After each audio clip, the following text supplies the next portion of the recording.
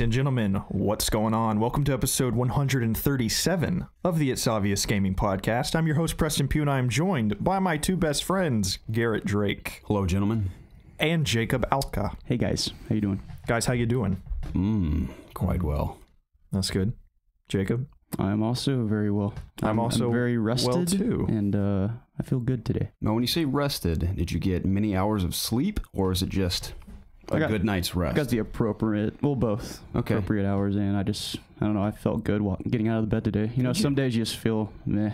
Okay. Other days you're ready to get out of bed and get the day started. You want to hear how my evening went? Sure. So I got off work at 3, and then Casey and I were hungry, but Casey was too tired to go sit in Majestic Diner, which is a very delicious diner in Atlanta. Doesn't take a lot of effort to sit. I agree, but she just wanted to go home because They were open at 3 a.m.? they're open 24 hours. Ah.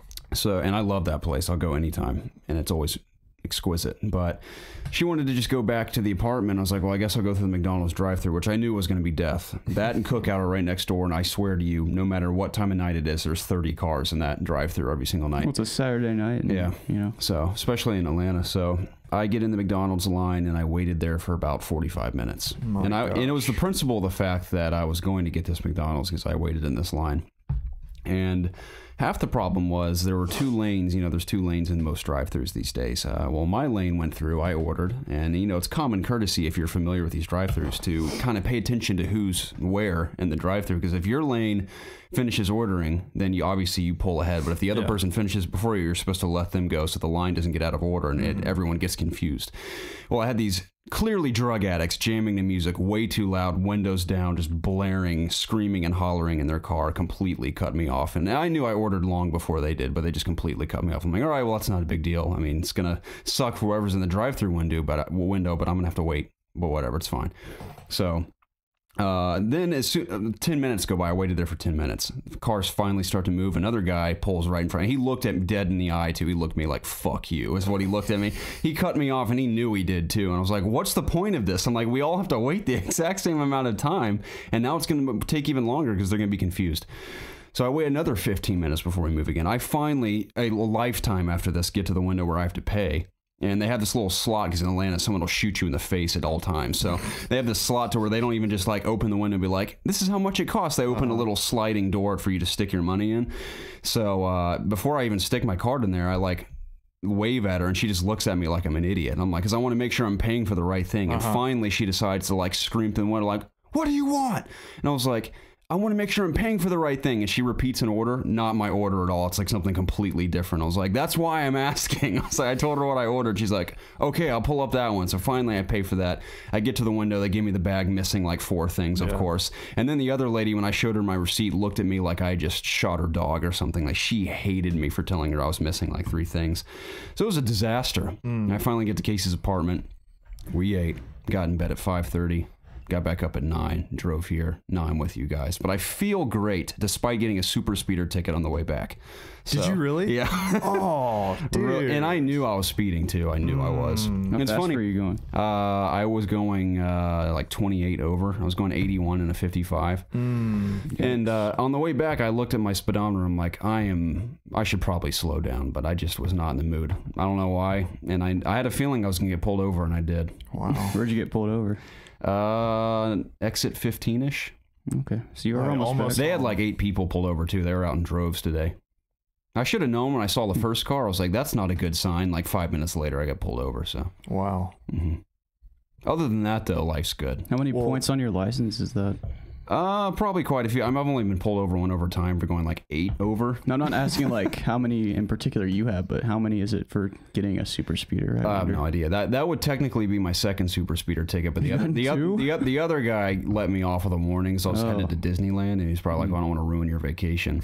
So were you in Georgia or Florida? I was in like Valdosta when that happened. That was years ago. Would have been bad if it was across state. Yeah, but yeah, I knew he was going to give me a ticket too. I'm like, this is too juicy to not give me a ticket. Going that fast in a 55, I was like, I don't care if I'm a sweet old lady. I'd give a sweet old lady a ticket going that fast. So, and it's funny too, because my girlfriend and my sister love to hound me, like, you drive like an old man. You're so slow. I'm like, you don't know the half of it. It's like, I've gotten 2 super speeder tickets, so. Man. Oh, Well, how was the McDonald's? It was really good, actually. Really? See, I was worried that it was going to suck, because I feel like people working in drive-thrus like that are that chaotic and that long, that early in the morning. They're like, I don't care how bad this food is. We're just going to get it out the door. Yeah. But it was very good. I had a large Big Mac meal. I hadn't had McDonald's in years either, and it was very good. Well, speaking of that, there's a McDonald's right next to my house, and it is 24 hours. Like every time I, think, you know what, I'm going to try McDonald's today. Every time I go there, there's like 5 loops around the building. It is packed like 24 hours a day. It's very annoying. But Friday, I hadn't eaten all day.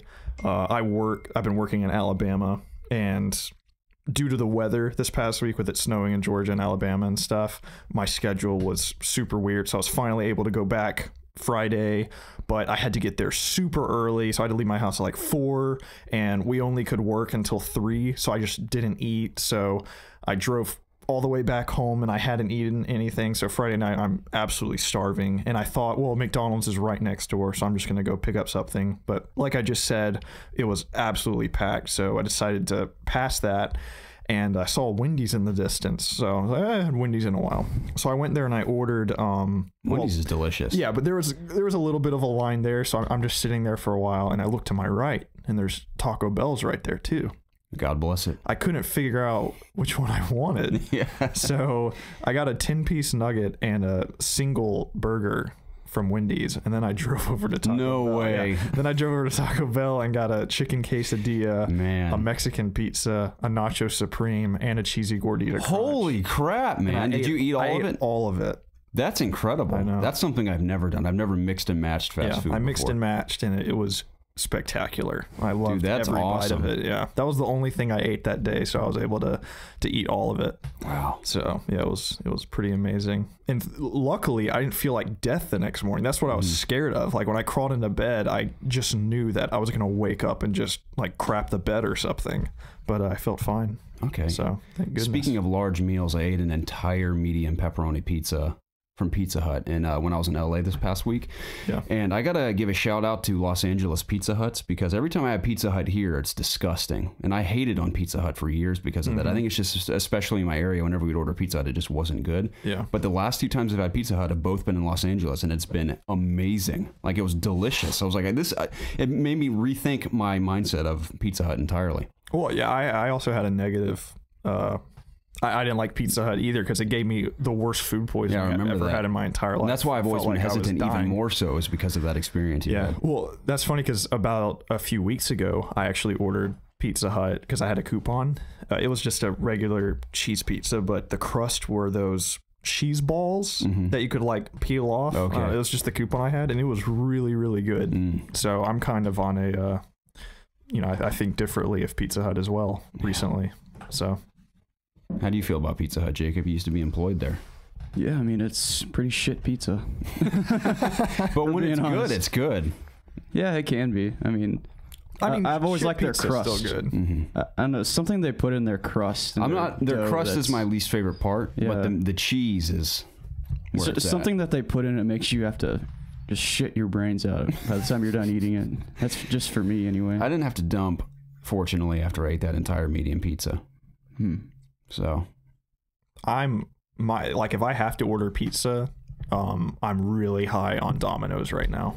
For the past year, I've been really high on Domino's. Okay. I haven't had Domino's in a while either, because again, this area, terrible. The one near my house is great, and typically when I'm out of town and I have to order a pizza, I go with Domino's. There's been a few places I've been with out of town where I try and order Papa John's, and there's no location even near me. Weird. So I have to do Domino's. But ever since they did their like brand revamp or whatever it was, where they dropped the pizza and they're just Domino's and they have a lot more things now, they've been really good. I typically get their boneless wings. They have a pretty good selection of them. Like one will have cheese and bacon and like tomato slices on top of it, and it's really good. And I get a medium pizza with that, and I eat the entire thing, and then I just lay in my hotel bed just burping and moaning, and it's really good. I still like Papa John's too, though. The only delivery pizza recently that I flat out didn't like was Marco's. Oh, that's so interesting you say that, because there's a Marco's right next to Casey's apartment. I was about to bring that up. We get it, we take it out. We don't get it delivered, and we walk it right back to her apartment. It's like 10 feet away, and it's fantastic. No, I like Marco's. My sister used to work at Marco's, and she would bring us home pizzas every other night, and I liked it a lot. Just I don't know if it's just the one near my house or whatever, but it was just not good. It was so greasy, and it was overcooked. Like the bottom of it had the black splotches, so it just was really hard to eat. You ever had their cheesy bread before? I have. It's very good. Yeah. So, anyways, guys, what video games did you play this week? I played Pizza Man, the video game. Pizza Man, Delivery Boy 2. That's the one. I could see that being some kind of fun mobile game for a VR title. People. Yeah, like a pizza delivery mini game. Yeah. Yeah, dude. Wouldn't that be kind of fun? That'd be cool. Man, it sounds like the greatest game ever. I'm thinking about mobile games because the Hogwarts mystery we're going to talk about later, wee bit. I can't wait. I'm moderately. It's the game I've always wanted on my favorite platform. Exactly. It's the game I've always wanted on the wrong platform, I'll say. So, to an extent. But I don't recall playing anything other than Siege a little bit this week. I think you and I played earlier this week, didn't we, Preston? A teeny bit? Yeah, I think we so. played like 5 or 6 matches of Siege, I think. Oh, yeah. Was it with your friend? Was that this week? That Sunday night we played literally 2 matches. And then you and I played before I left for work Thursday. Oh, yeah. It was because the team we were with was just the loudest bunch of people. Oh, they were screaming their head off. Yeah, they were very loud. I didn't realize this. You can go into your settings and just turn off voice chat entirely, which I think I might do. Because the only time I talk to anyone is when I'm in a party. Yeah. So just general voice chat. Wasn't I think it it's helpful distracting. to know enemy positions? No. I'm always just, when people are like, he's around the left corner. Half the time they're either wrong or it's just distracting. You hear their voice because I'm listening for the sounds. Because like I said, the sound design is so good. You can always determine where someone is if you're just paying attention to the audio. And people talking is just distracting. Normally in any other game, that's usually helpful. But in Siege, I found... I mean, if I'm playing with friends, obviously it's fine. But you can mute individual people, right? You can, but it's just very tedious to do that every single time I go into a match. Every now and then, I'll like to listen to someone speak because they either speak quietly or they just rarely speak, which I can deal with. If someone's like yammering the entire time, or like Preston said, screaming into their mic, they got to go. And 90% of the Siege community is extremely toxic. Oh yeah. And it's awful. If you die, just expect to be chewed out for the entire length of the match. You might even be voted to be kicked out. Yeah. If you're it could be 1 on 5 and you were just left alive because your entire team sucks, and they'll vote to kick you because you didn't like ace the entire match or whatever. So everybody's it's a very just an vile place, but it's also very fun. Why do you vote to kick people? Because people can be annoying, and people like team kill and stuff, and you can have them kicked. Oh yeah, I mean that's why it's there. That's what it should be. It's also a funny joke. People use it as a tool to joke. Like one kid will say something like just really dumb or like a really bad joke, and then it'll just a little notification be like vote to kick will come up. Well, yeah, the Ugandan Knuckles meme is rampant in Siege. Right. Every match you join, it's just like, do you know the way? Yeah. And like one guy said it, and it was just like kick came up immediately for him, and he was like, no, I'm sorry. Yeah, hilarious. I love that game, dude. No, I love it too. I can't wait to play it some more. Amazing. I'm so excited for year 3. Yeah, me too. Characters to start coming out. I should probably do what you did and just go ahead and pay for that and get them a little early, don't you? You get them about a week early. You get extra renown, and the alpha packs, the chance you get is increased by like 0.3%. But okay, yeah, I own it. 0.3. Yeah, it's not even renown. You get like 5 more renown a match. What's renown? Renown is the currency that you get. You get about 100 or 200 per game, but if you're a season's pet, you get like 5 extra. And you use that to buy. You can buy operators with it. Okay. Attachments. So you're not getting like loot boxes, you're getting credits to buy them. So you can, there are loot boxes. Okay. They're like these Ziploc bags. That's very satisfying. You don't just click on it. You actually, you rip it open. Which is satisfying. But every time you win a match, there's this coin. And when you win, I think you get 3% higher on this gauge. And every time you win a match, you'll like, say you start over, you win a match, you get 3% and it'll roll. So you have a 3% chance of getting a pack. If you win another match, you're up to like 6%. If you win another match, the more matches you win, after that match, you have a higher chance of getting this loot pack or whatever. Okay. And then once you get it, you start over again. But the loot packs are purely cosmetic. It's, you know, this skin for this operator, blah, blah, blah, you know, typical loot box stuff. Mm-hmm. So it's fun to just, you don't expect to get one. It's every couple of hours you might get one, and it's just fun. But you can, of course, buy it with real money. But like I said, it's purely cosmetics. And the cosmetics you can buy with Renown, but it's insanely expensive. But I mean, you can buy it. So It's such an odd name for currency. Renown. I have all this renown for winning matches. Yeah, I don't know. It's just it sounds like a title instead of a currency, you know. Coins. the thing I like with the Renown is the weapon attachments are not expensive. So They're you can deck out your gun however you want to for the most part. Win a handful of matches, you can deck out like a few guns. Yeah. What do you mean like attachments? Like red dot scopes, grips. So you don't start out with these; you have to earn them. Mm-hmm. Yeah, but so you unlock an operator. Every operator for them. I mean, there are a few shared weapons, but for the most part, every operator has 2 or 3 weapons they can choose from, and it's exclusive. So even within every operator, there's even more customization that you can.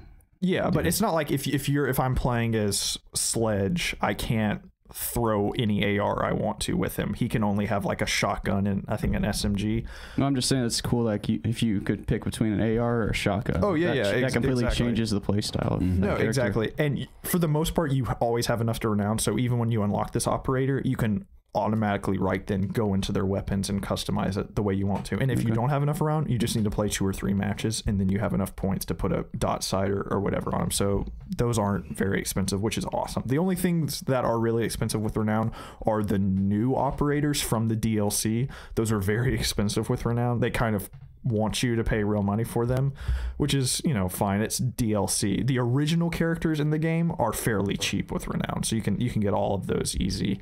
And of course the skins and stuff, those are pretty expensive with Renown.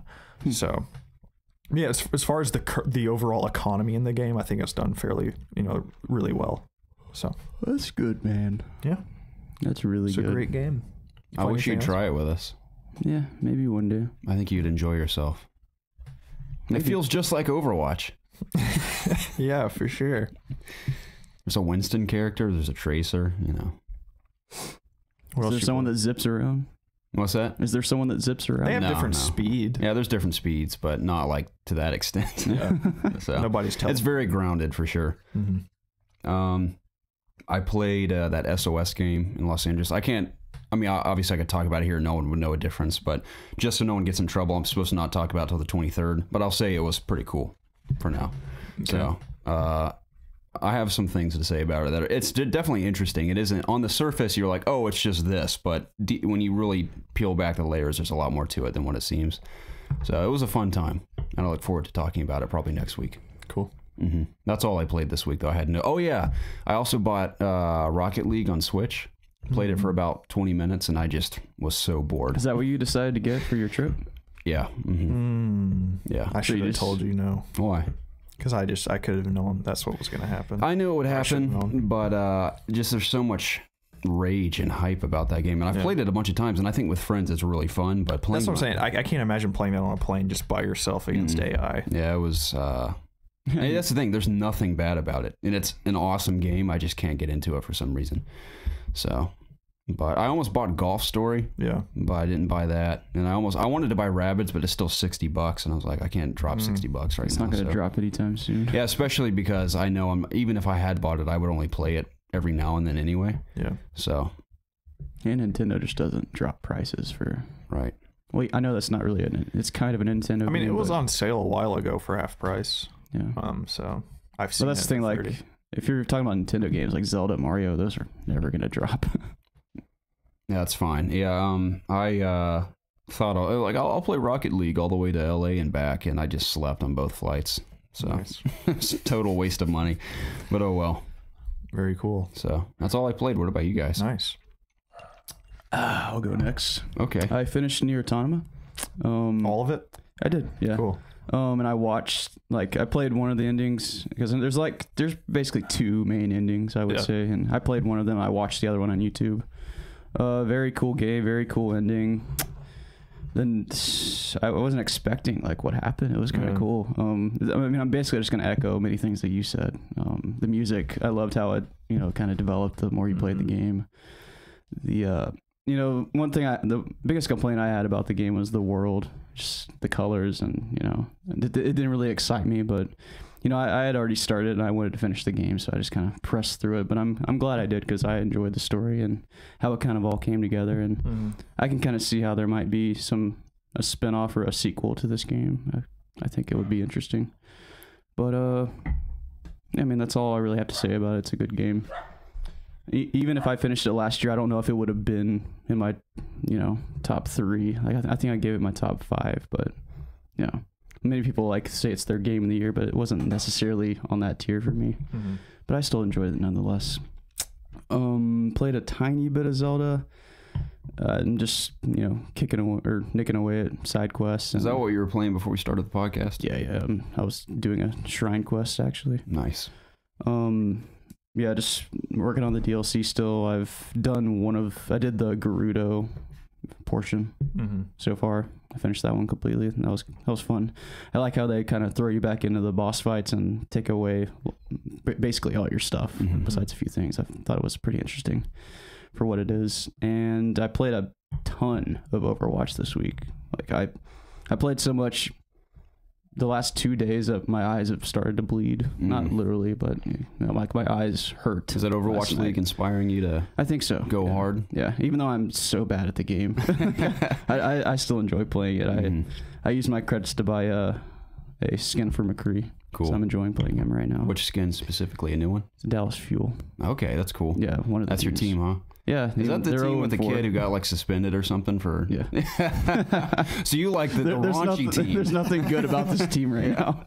I thought it is unfortunate as that whole situation is for just everyone involved. I mean, it's a silly situation, but I thought it was so funny to read about. Like the player has been suspended and fined, and they're like, he's also going to go through rigorous training and rehabilitation. I'm like, this is a fucking video game. It's ridiculous. Yeah, that guy's a streamer too, and he's a character. Yeah, like it sounds like it. He's hilarious, but he's also very immature. Yeah, sounds like. How old is he? I mean, he's over 18 because he's in the league, but I think he's 19, 20. I saw one kid that like is 18, and he looked like a child because someone had linked it on Twitter, and he's like 18 playing pro Overwatch. So I was like, this little boy looks like he's in elementary school. Wish I could be 18 making that much money. Yeah, but it's again that just goes back to me how cool and also funny it is with the NFL like approach they take into it. Like it's like this big media storm. Like he's been suspended and fined. And all these news outlets like flogging him. Yeah, it's interesting. I think he was fined $2,000. Which do you know how much they make like per match? Is it because I imagine like the players are paid. They're all paid on an equal level or individually. There's a base minimum that they can be paid, and then it varies depending like how.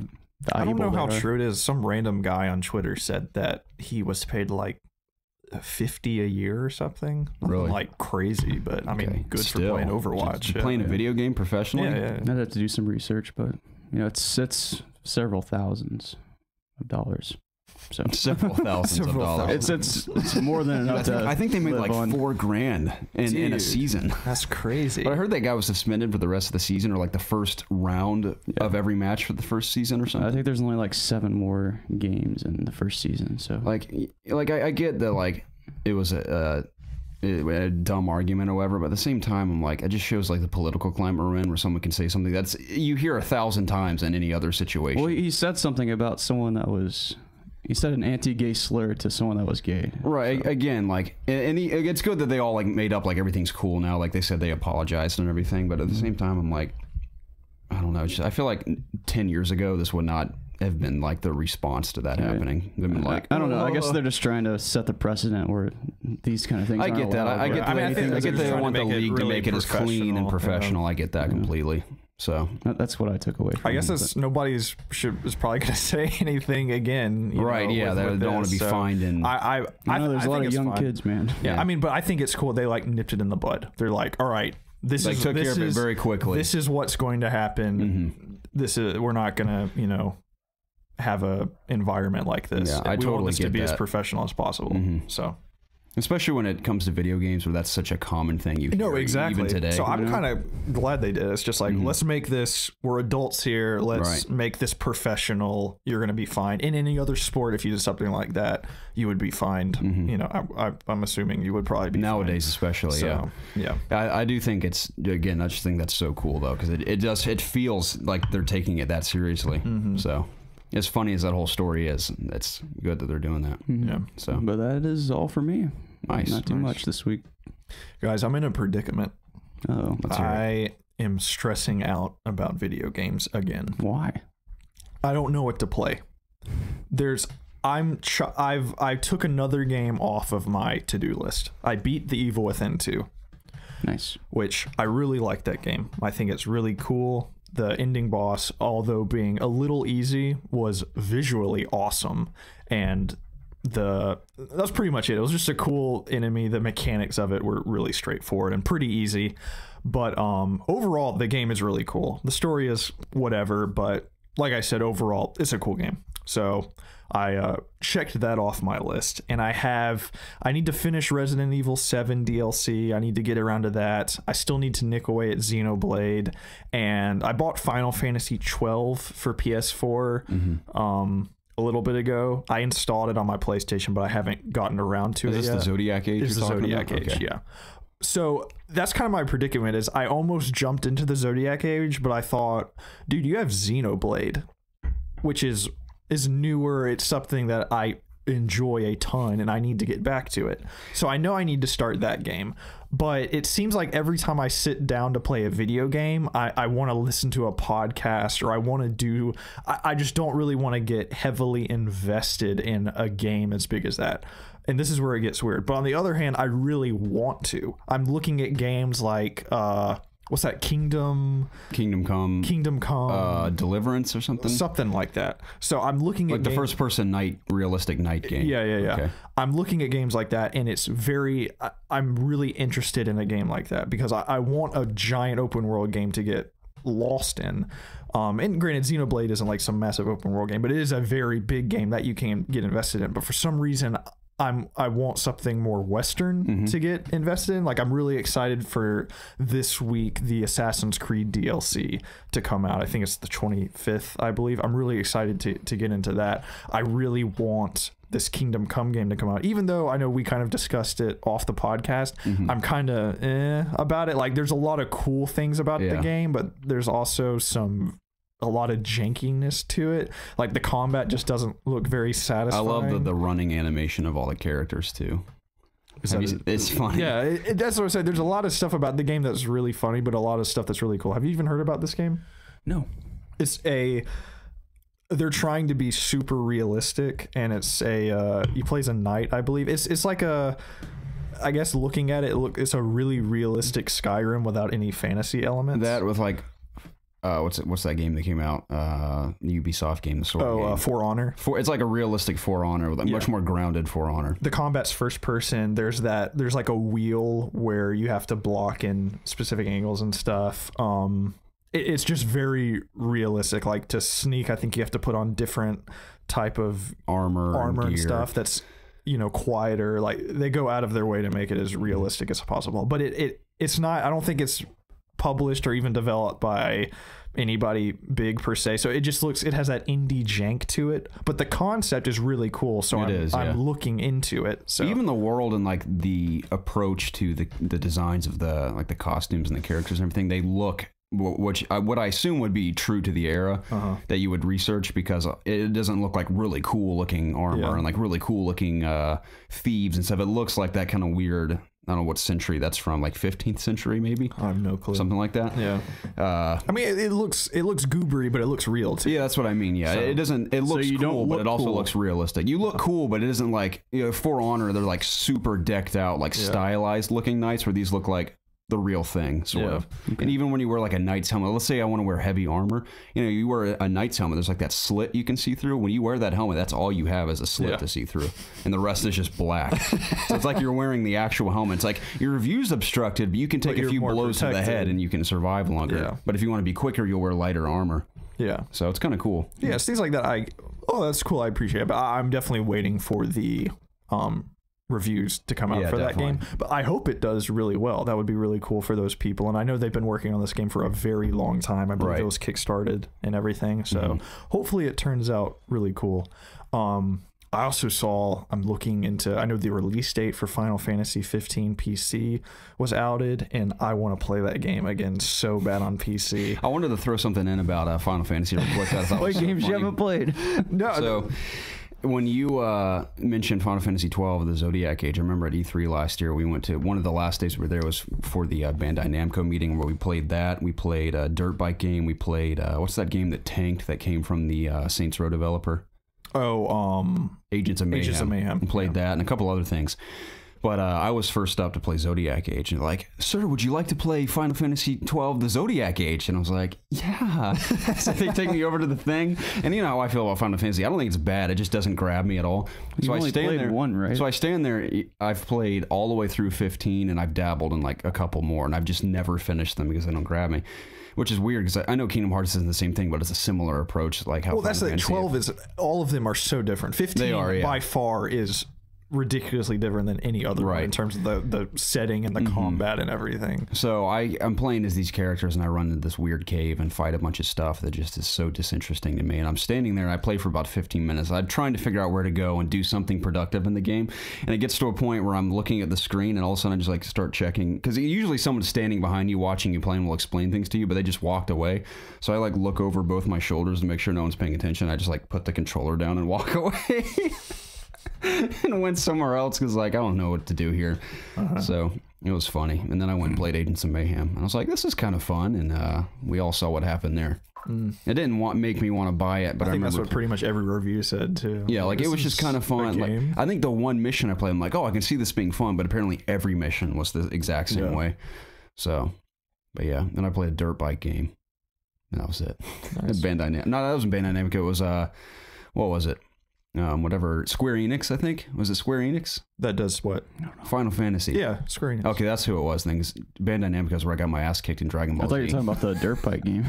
No, I played a racing game. It was like Project Cars 3, I think, at Bandai Namco. And I flipped my car, and the guy was like, you're the first man to do that today. And I was like, cool. But yeah, there's enough. It's not a completely different game, but I still haven't played Episode Ignis yet.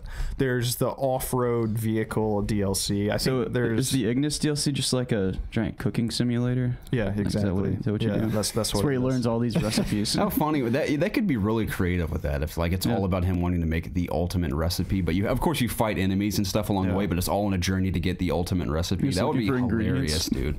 Well, Episode 13, the whole ring part, they redid that, and there's actually, you can play as Ignis and Gladios during that part as well. So there's enough new things, and I love that game, that I'm very excited to go back, and I want to play that game on my computer just with a higher frame rate and stuff. I think it would look absolutely I bet it would, especially on your computer. Holy crap. I heard from somewhere that they added more to the map. Is that true? Do you know anything about that? I don't know.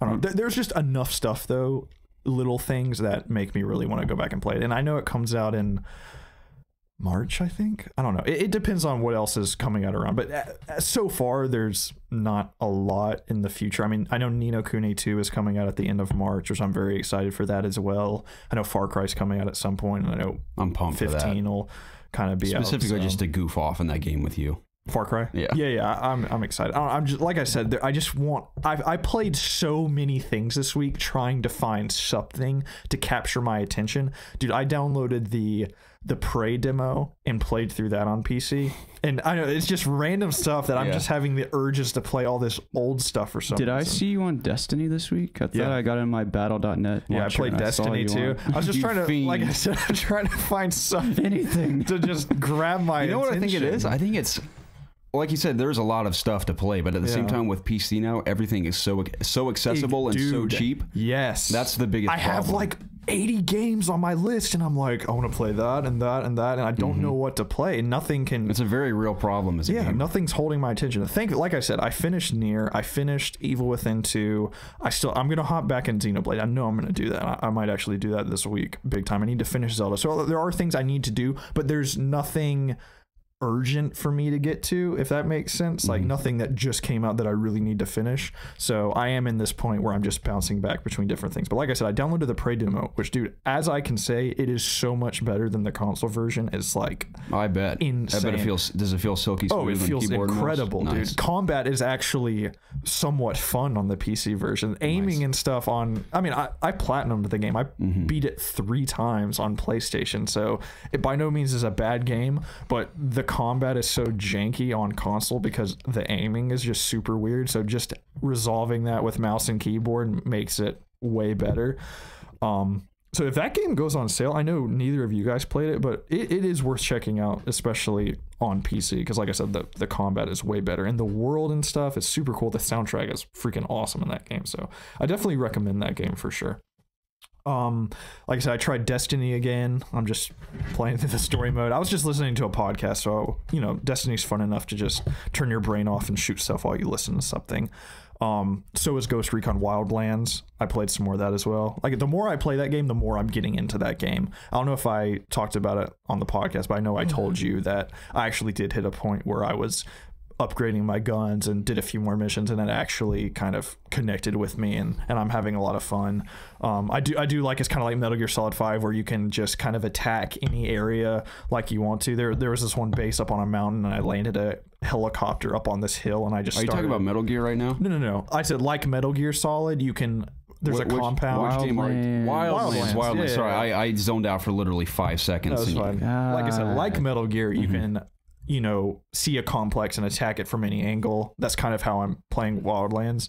And there was this base up on a mountain, and I landed my helicopter higher up on a ledge of the mountain, and I had a silent sniper, and I was picking off dudes, and that was just a lot of fun. Yeah. So I am getting more into that game, and I want to play it with you at some point. You and I especially on PC, will have fun with that. I'm confident. For sure. So I played that. I downloaded. Okay, so Humble Bundle had a really good sale about 2 days ago. Square Enix, WB, and Sega had a lot of their stuff marked off, like a ton. So I've been wanting to play Bayonetta. So they had Bayonetta for, I think, $7. So I bought that and downloaded it. And the best thing, dudes, is Square Enix was selling the entire Thief collection. What? Every Thief game. No Every way. one for $10. $10 for some of the best game of all time, and some of the greatest. Two things real quick before you tell us the rest of the story. One, I'm actually offended by the price because it should be $100. Yeah, it's ridiculous. But I'm also thrilled because those are so accessible, and let's be honest, is the best games ever made. By God. I downloaded. Oh my God. I didn't download the older Thief games because, like, why download that shit when I have play the newest one, the revamp of Thief, the golden goose of Thief. Exactly. So I downloaded that Thief, and I played about an hour and a half to 2 hours of it, and of course, I can't even tell you the experiences I had playing that game. Just it's unexplainable, the feelings I had playing. I mean, I can hardly sit still with you describing it to me. Yeah, so. Just my desk was about 6 inches higher, if you know what I mean. I know exactly what you're saying. In some alternate universe where Thief isn't the best game ever made, and there was a different version of me talking about it. I can't imagine. Normally, I would say about the game, not in this universe, in a different universe, that I do like Thief. I think it's a fine stealth game, and I enjoyed what I played of it. So I know I know in this alternate universe it gets like some crap for some things, and I know it might not be as good as the older ones, but I do think it's a fun game. If I remember correctly, it was like the first game that came out like the next year that we kind of just got, you know, like there were the launch games that came out in 2014. It was like February 2014. Yeah, and there was nothing else out, and like I said, that was fine. 4 years ago. Holy crap! That's crazy. We're due for a new Thief. Was it 4 or 5? It was 2000. Yeah, it's 13. No, 14. So yeah. So 4 years. Oh no, I like stealth enough that I liked it in this alternate universe, and this one we currently reside in is the best game of all time. Yeah, exactly. So just want to clarify that. But anyway, so I played that a little bit. Man, like I said, I played so much stuff I don't even remember. Oh, Bayonetta. Holy crap, dude. Didn't want to wait for the Switch. Yeah, it was so cheap on PC, and I'll just play it. I wish I could have videotaped my face playing just the first hour of that game. It is the most insane thing I think I've ever seen in my entire life. Just the story, I won't even try to explain it to do it justice, but it is the most batshit crazy thing I have ever seen. And it's like, it just kept getting more insane. And it was like blowing my mind it was absolutely ridiculous, but it's fun. The gameplay's fun. It reminds me a lot of Nier, just the dodging and stuff. There is this thing, if you execute a successful dodge, which the time where you have to dodge is significantly less. That Nier was pretty lenient in the terms of dodging. Like if they're swinging their arm and you dodge, you get the counter. In this game, you have to be like exact with it, and it activates witch time, which slows time down, so you can pull off a lot of combos every time you dodge correctly. So mechanically, it's really fun, and I want to get back to it. But like I said, the story is the most insane thing I've ever seen in my life. But it's cool because of that. So I played about an hour of that. I didn't play any Switch really. Nothing. Like I said, I downloaded the Resident Evil DLC. I need to get to that. I didn't play anything with VR, which I want to finish LA Noire. I want to get more into Fallout and stuff. Man, that's pretty much. I think that's pretty much all I did. There might be some other things I kind of dabbled in here and there, but like I said, I'm having. Divinity. I booted up Divinity and played that for like. I want to play that again really bad. I think I need to start it over, which sucks because I'm like 30 hours into it. But once I booted it up, I was like, that game is so complicated. I was like, what is going on? I know where I am story wise, but I'm like looking at my quest log and I'm like, I don't know what I'm doing with these side quests. So it still is kind of confusing just jumping back in. So I think I would need to completely start that game over again. But knowing what to do, I think in playing on the easier difficulty, I think it would be way faster than, me playing it for the first time. So I don't know. We'll see about that. But I want to play Xenoblade. That game deserves for me to play it because I really do enjoy that game, and I was really into the story, and I still remember exactly what's going on. I still remember exactly how to play. There's nothing out right now, so until we start getting like bombarded with new releases in the next few months, especially Ni no Kuni 2, which I'm highly interested in, and I know that's going to be a massive RPG. I really feel like I need to finish Xenoblade before that comes out. So that's what I'm going to try and focus on. So hopefully once I get back into playing that, it'll, grab my attention again. So. Certainly. I forgot to mention that Jacob and I played End of Zoe's DLC in Resident Evil 7, and I loved it. It was so good. I liked it more than Not a Hero. See, Jacob played through Not a Hero, and he said he thought you still think Not a Hero is probably more fun than End of Zoe? I don't know. I mean, they're kind of different experiences, right? Yeah, they are, because in Not a Hero, you're shotgun blasting molded, whereas in End of Zoe, you're punching them all and throwing spears at them. But see, I enjoyed playing, the one I played because it was just guns blazing, just shoot tons of molded, which is very satisfying because you spend like the base game just constantly like, oh, I got some pistol rounds, I'm gonna maybe pop some and maybe run away from the rest of them. But this one you could just destroy them, which was nice. But I mean, I appreciated the one Zoe's End. You said it was End of Zoe. End of Zoe.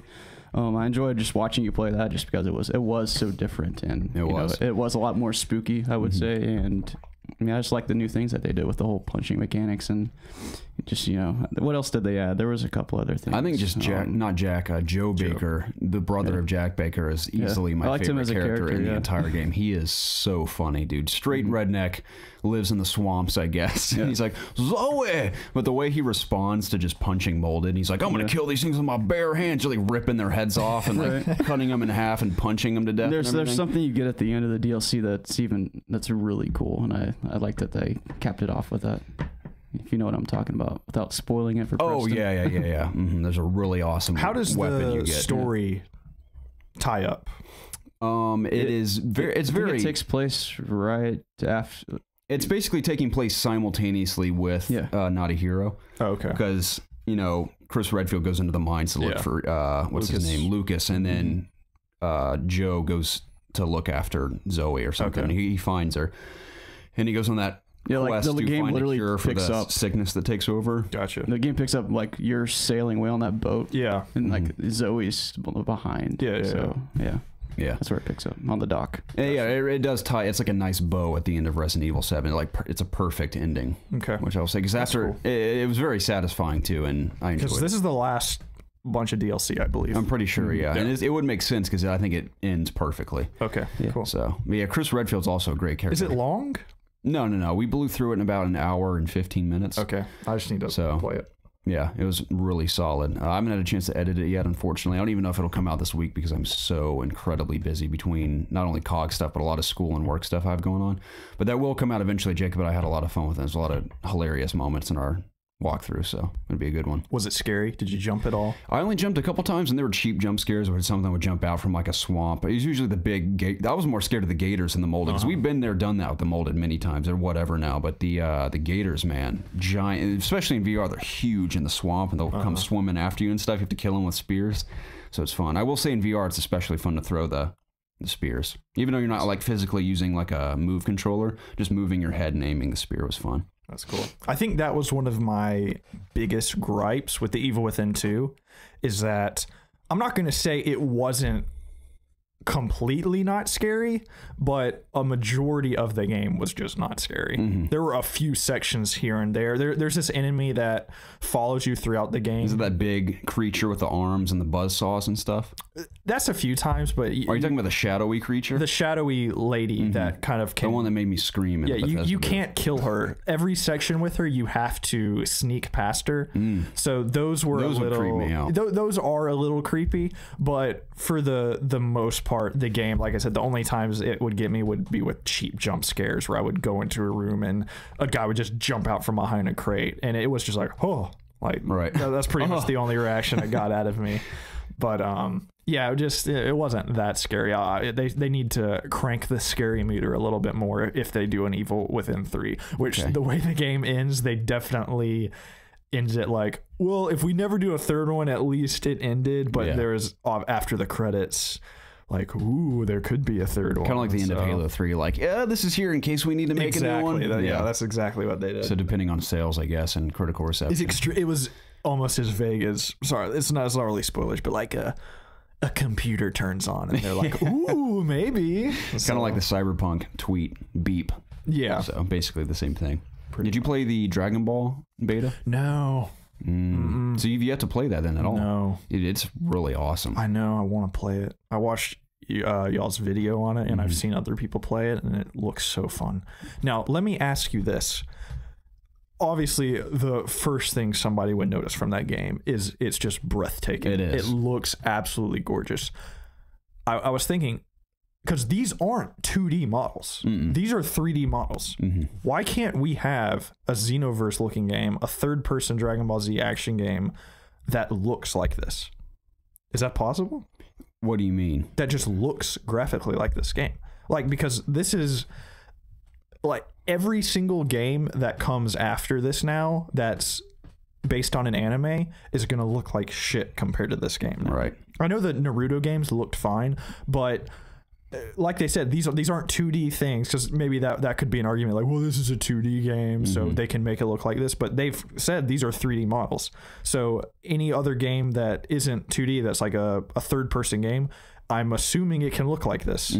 So I'm just wondering, with them showing like this is what anime games can look like, how people are going to like you know what I mean? Yeah, it reminds me of like the Witcher situation with open world RPGs going forward. Like you said, Witcher 3 has set the bar for what most people expect, like what a open world RPG, regardless of the time frame, can be. And this is another example of what an anime style game, for example, like can be. If Xenoverse 3 comes out next year and it doesn't look like this, people are going to be like, what the hell? I think that's cool, because this will undoubtedly inspire other developers to take either a similar approach, try to mimic it completely, or at least consider that when they're designing the look of their game. So, me not being a game designer, clearly, I wonder if, even though they're 3D models, if it's just easier because it's on a 2D plane. Like, I don't know the complications of, being able to rotate the camera 360 around these characters. I'd say to an extent it's probably because of the plane. I mean, you got to wonder how all of that is probably not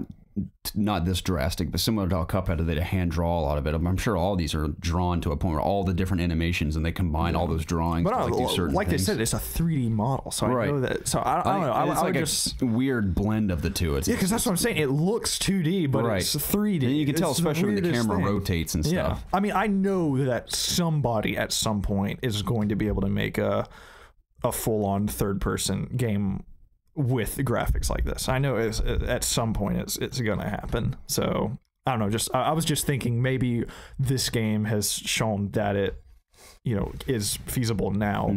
Because this is the first game based on an anime where I'm like, this is the show. Yeah. This looks exactly like it. Yeah.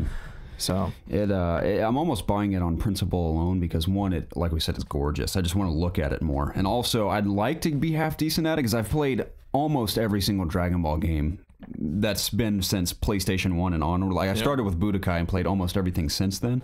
So I want to buy it because of that reason. Also, it looks great, and every fighting game that comes out that I'm half interested in, I'm like, okay, I kind of want to get good at this one. Like it starts with Mortal Kombat. I'm like, oh, maybe I'll be half decent at Injustice, and then Dragon Ball. I'm like, well, maybe I'll be good at this one. I mean, I was awful, dude. I can't even button mash in one. Jacob was button mashing like crazy and slaughtered a guy in the video. So I don't know what came up for me. Yeah, it was amazing. It was the power of whatever Goku says, like, lend me your strength when he's doing the spirit bomb. That's basically what Strength of the earth. Exactly. Have you seen the Easter egg endings where if you're the correct character fighting it'll do villain, like the actual scene from the show. I've seen like reanimated. It looks awesome. It's so awesome. It's just like they put so much. You can just tell they put just so much time into this game and like care for this IP and stuff. Totally. So that's so. I want to buy it just for that. Yeah. They cared about this franchise so much when they made this game. I went back and watched really great. If you guys are familiar with the YouTube channel Treesicle, I actually met those guys at PAX West last year. But they do really awesome content, but a lot of anime stuff too. And they did a Gohan, the Story You Never Knew video. It's about 15 minutes long. Really awesome video. Because I think Gohan's one of the coolest characters in the show, especially his teen phase. And they talk about how, and it's very interesting too, because Gohan's a total nerd in Super. Because it makes sense because he grows up his mom wanting him to be a scholar, and then Goku wanting it, especially Piccolo wanting him to be a warrior because he has this like raw strength, kind of like Rey and Kylo Ren from The Last Jedi. But so he has like those two worlds battling within him. So I think it's so cool that he's like ultra powerful, but at the same time he's like a bookworm. Really awesome video. That's besides the point. But I watched that. I'm like, well, I kind of want to watch scenes from Resurrection of F because I haven't seen that all the way through. I've seen Battle of the Gods and the first several episodes of Super, but still have not seen Resurrection of F. And I watched the scene where Goku and Vegeta instant transmission to where Frieza is. I'm like, Frieza's back. You got to deal with him. And I love just the dialogue between Vegeta and Goku and Frieza. It's so good. I think it's so entertaining. It's so well written. And even in like the cheesy moments, I think it's fantastic. It's intentionally written that way. I just love the dynamic between Vegeta and Goku, how they both just want to turn to fight Frieza, and they're like almost fighting each other more than they're fighting Frieza at the beginning because they think Frieza's a pushover, and just the way they react to him, I think it was awesome. So I really want to watch that all the way through, and that's what the game did because it just makes me want to watch more Dragon Ball stuff because it looks that awesome. So apparently Super's ending pretty soon. I read that. I think it's in March it's ending. And as of right now, I think they said there's maybe 1 or 2 more movies coming after this, but they don't, as of right now, there's no plans to continue like a series or anything. I think part of that might be because of the spotty animation, and a lot of Super may have just like kept people disinterested because I dropped off of Super, not because I wasn't interested in the show. I mean, I thought it was okay, but there were definitely some animation problems in the first 10 episodes. You notice some of those, Jacob, when you were watching? I was like, holy crap, that looks bad. But other moments it looked really good. Though. I don't really care. Yeah, I didn't mind that much, but also because I was watching on the Adult Swim app on my phone, and half the time the episodes wouldn't update till like 2 weeks later, so I got lost in where I was half the time. Yeah, I tried to watch it on that app, and I couldn't even log in with my TV information. Yeah, it was confusing. It's a pretty terrible app. I was amazed I got through at least 10 episodes of the show. Does it archive all of them, or is it? It did, but sometimes it was weird too because I'd have to wait a couple weeks for the new episode to come out, and then by the time I went back there, like 3 or 4 episodes were missing. And they'd all be like episode 2, episode 7, episode 11, and they're all over the place. It was terrible. But oh well. It's like I can watch it on Crunchyroll, but it's not dubbed. Right. So gotta watch it in dub. Yeah, I can't do the original version. Those voices just aren't the voices I'm used to hearing. Yeah. So For sure. But yeah. Well, anything else you guys want to discuss? I don't think so. Oh, how much more of My Hero have you watched? I'm almost done. Yeah, me too. I think I have like 5 episodes left. Same here. I think we're like at the exact same spot. I'm starting that very soon. I'm hoping something big's going to happen before it ends the first season. Oh, yeah? You know? I mean, something big kind of happens. Trying to think where I am exactly. I mean, I just saw a pretty big thing. Oh, yeah, I guess. Like when they're on their thing. Yeah. That was pretty cool. Yeah, that was cool. Yeah. That guy was badass. I know. He was cool. Like, the fight scenes in this anime are so awesome. Yeah, they are. So nice. I really like it. Yeah, I'm really getting into it like big time. The characters are super cool. So, like I said, when you get into it, the main character, he's such a chance. Wimp in the first. Like, that's all right. I'll be able to deal with it. I've had plenty of warnings. He is, but he is way cooler now. Like he is way cooler. So it is really, really cool. I'm digging it big time. Are we talking about Castlevania at all? No, because I wrote these notes before that little news bit came out, but I think they said it's March. The show's coming back with 8 new episodes. Summer. Is it summer? Yeah. Okay, that's what I read. I'm like hooked on March because I feel like a ton of stuff's coming out in March. Yeah, which usually that happens because I think it's the end of the fiscal year for a lot of companies, so they try to like push everything out at the end, like look what we have. But I think you might be right about that. I can't remember. I think I am. I think it's summer. But I'm excited for a continuation of that show. As am I. 8. So I think we had 4 episodes originally. There was 4 or 6, something like that. So we're getting 8 new ones. So that's awesome. Speaking of March, guys, I don't think God of War's coming out in March. I feel like we would have heard something by now. For sure. I think it's definitely coming this year. I think it might even be summer. That's kind of what I'm thinking. I watched the Game Informer videos for this. Yeah, I had that in the news. They're in the final polishing stages, but it seems like they really want to make sure that this is. I get that. 100%. I mean, it's a complete 180 on the gameplay and everything, and even the character himself. So they got to make sure they do it right with a reboot like this. Which I'm fine with. There's a lot of hype too, so you don't want to disappoint. There's enough stuff coming out, especially in March with Ni no Kuni, Far Cry, Final Fantasy 15 Windows Edition and stuff, where I'm completely fine if this doesn't come out. So I hardly have time to play games anyway, so that's fine with me, especially narrative driven games where I have to like really focus on what I'm doing. And, I mean, this one's like 20-30 hours too, so which has me very excited. Yeah. So I am super pumped for this game. But anyways, anything else? I don't think so. I think that's all right. Officially. Sounds good. This is the It's Obvious Gaming Podcast, the show where my 2 best friends and I get together every single week to discuss video games. Obviously, you can find all of our content, including the video version of this podcast, over at youtube.com/ItsObviousGaming. If YouTube isn't good for you, or you'd like to take us on the go, you can find this podcast weekly at iTunes, Spotify, Google Play, Audio Boom, and other podcasting services. Please check the description down below for timestamps to skip throughout the podcast, links to our social media pages, our Discord channel, PSN community, anything you would possibly want to get in contact with us. Please subscribe to the channel and be sure to like and comment down below to get involved with the It's Obvious community. Doing so helps us out tremendously, and we would forever be in your debt. With all that out of the way, hey man, what's the news? Quick question. Do you think we should have that intro with the exception of the hey man, what's the news part? Like, do you think we should move that to like closer to the beginning from now on, just to try something new? If you want to. I think it's so funny. Our intro is literally an hour into every episode. Not that it matters because our usual listeners, it doesn't. I don't think it makes a difference. I think the only thing that would be beneficial is just letting people know. And granted, if you've listened to the podcast, you already know this. That there are timestamps. Yeah. So we should say that at the beginning. Yeah. So like, if you're new and you're just taken aback that we're talking about the nastiest shits we've taken this week, you can just skip, to the actual video game discussion. Because typically, what I've been putting the intro before this, because this is actually the podcast we're like, we're just talking as friends in the first hour to 2 hours, and then we actually get to it. No, we can. We'll just say something about timestamps at the beginning. Yeah, that'd be fine. In addition to the pooping. Speaking of which, I'm going to unload after this episode. Gentlemen, Cyberpunk 2077 is rumored to have a strong presence at E3 this year. Oh. This comes courtesy of Andy Chalk of PC Gamer. Andy Chalk. He says, a rumor has surfaced on the Polish site Gry Online that a new trailer for the game will be shown at this year's E3 and that it will in fact be playable. although only behind closed doors. The site said that the claim comes independently from 2 separate sources. While it's obviously just a rumor at this point, it's quote, strongly believes that the game will be present. It also pointed out that the rumor coincides with the rumor last week from YouTuber Legacy Killa HD, kick-ass name there, that a tech demo build of Cyberpunk had been submitted to Sony in December 2017, an indirect connection, but if accurate, evidence that the wheels are beginning to turn in earnest.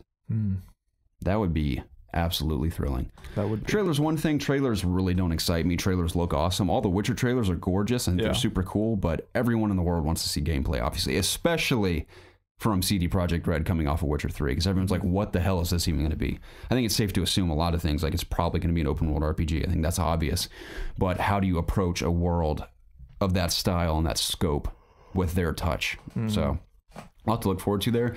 I just pray that I'm chosen to check that game out if it is in fact at E3 and not someone else on the team. I will get on my hands and knees and beg if I have to. If I had to have a top 3 I wanted to see at E3, it would be obviously Spider-Man, if it's not already out. This one, and what's something else we're really looking forward to that I can't remember. I'm sure The Last of Us is going to have a demo of I think we'll definitely see gameplay from that, so that'd be the other one. I'm sure we'll see it on Sony stage regardless, but maybe there'll be a more in-depth like explanation, like with Vampire, for example, last year, which I think is coming out. When's Vampire? I think it's coming out later this year. Vampire. Dude, I watched 2018. I think it's coming out in a couple months, actually. PlayStation just put a behind-the-scenes type of thing on their official channel for that game, and I watched that too. Yeah, I'm excited for that game. Yeah, I think it's very cool. Your pitch was the main thing that just what you saw was the main thing that really got me into it. Yeah, so. I think it sounds awesome. I wouldn't have even watched any of these videos if it weren't for that. So I was going to say, well, I guess we'll talk about it when we get there, but even the way their studio is laid out and lit while they're working on the game, because I've heard a lot of studios will decorate their studios to inspire designers while they're working on it, and I think it's perfect the way they have it. It almost looks, you know how we used to do our tavern lighting when we played Diablo? That's how their whole office is while they're working on Vampire. That's cool.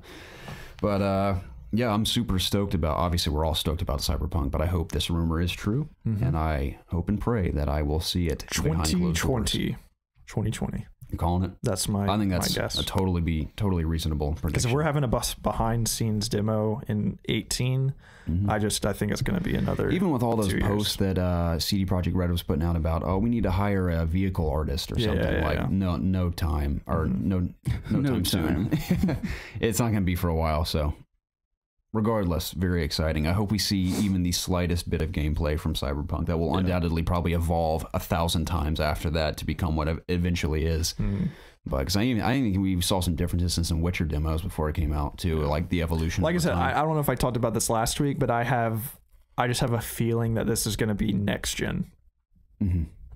You know, of course, I just have PC on the mind now, so I just think it is. Play it on PC. It'll be on PC, but just the next generation of consoles. Because, like I said, they wanted to do more stuff with the Wild Hunt, and they kind of had to downgrade it a little bit for these consoles. And I just don't know how they're going to push that even farther on the same hardware. So, and I told you, based on what I read in Jason Schreier's book, they seem like the kind of studio that wants to be even bigger than Witcher 3 with this. Yeah, which is understandable.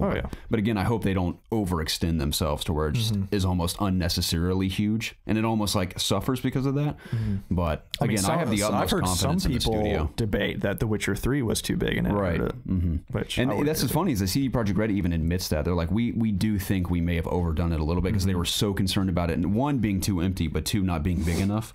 And they're like, maybe we overdid it a little bit, but a lot of people seem happy with it, with myself included. I loved how big it was, but I can see why some people are like, there's too much going on. I kind of look at it in the sense of, yes, it's big and there's a lot of stuff, but I mean, if you want it to be a smaller, streamlined experience, it can be. It can, you can play it, how you want to. Yeah, exactly. So that's the thing. I think people just feel like they're missing out if they do that. But a lot of the content that people are, there's question marks everywhere, it's like, it's like a monster nest. Oh, it's a town you need to save. It's not like a big deal. You're not missing side quests.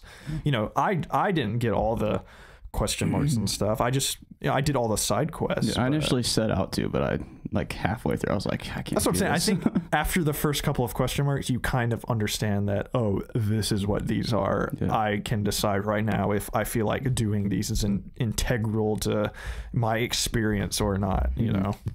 But I agree. yes.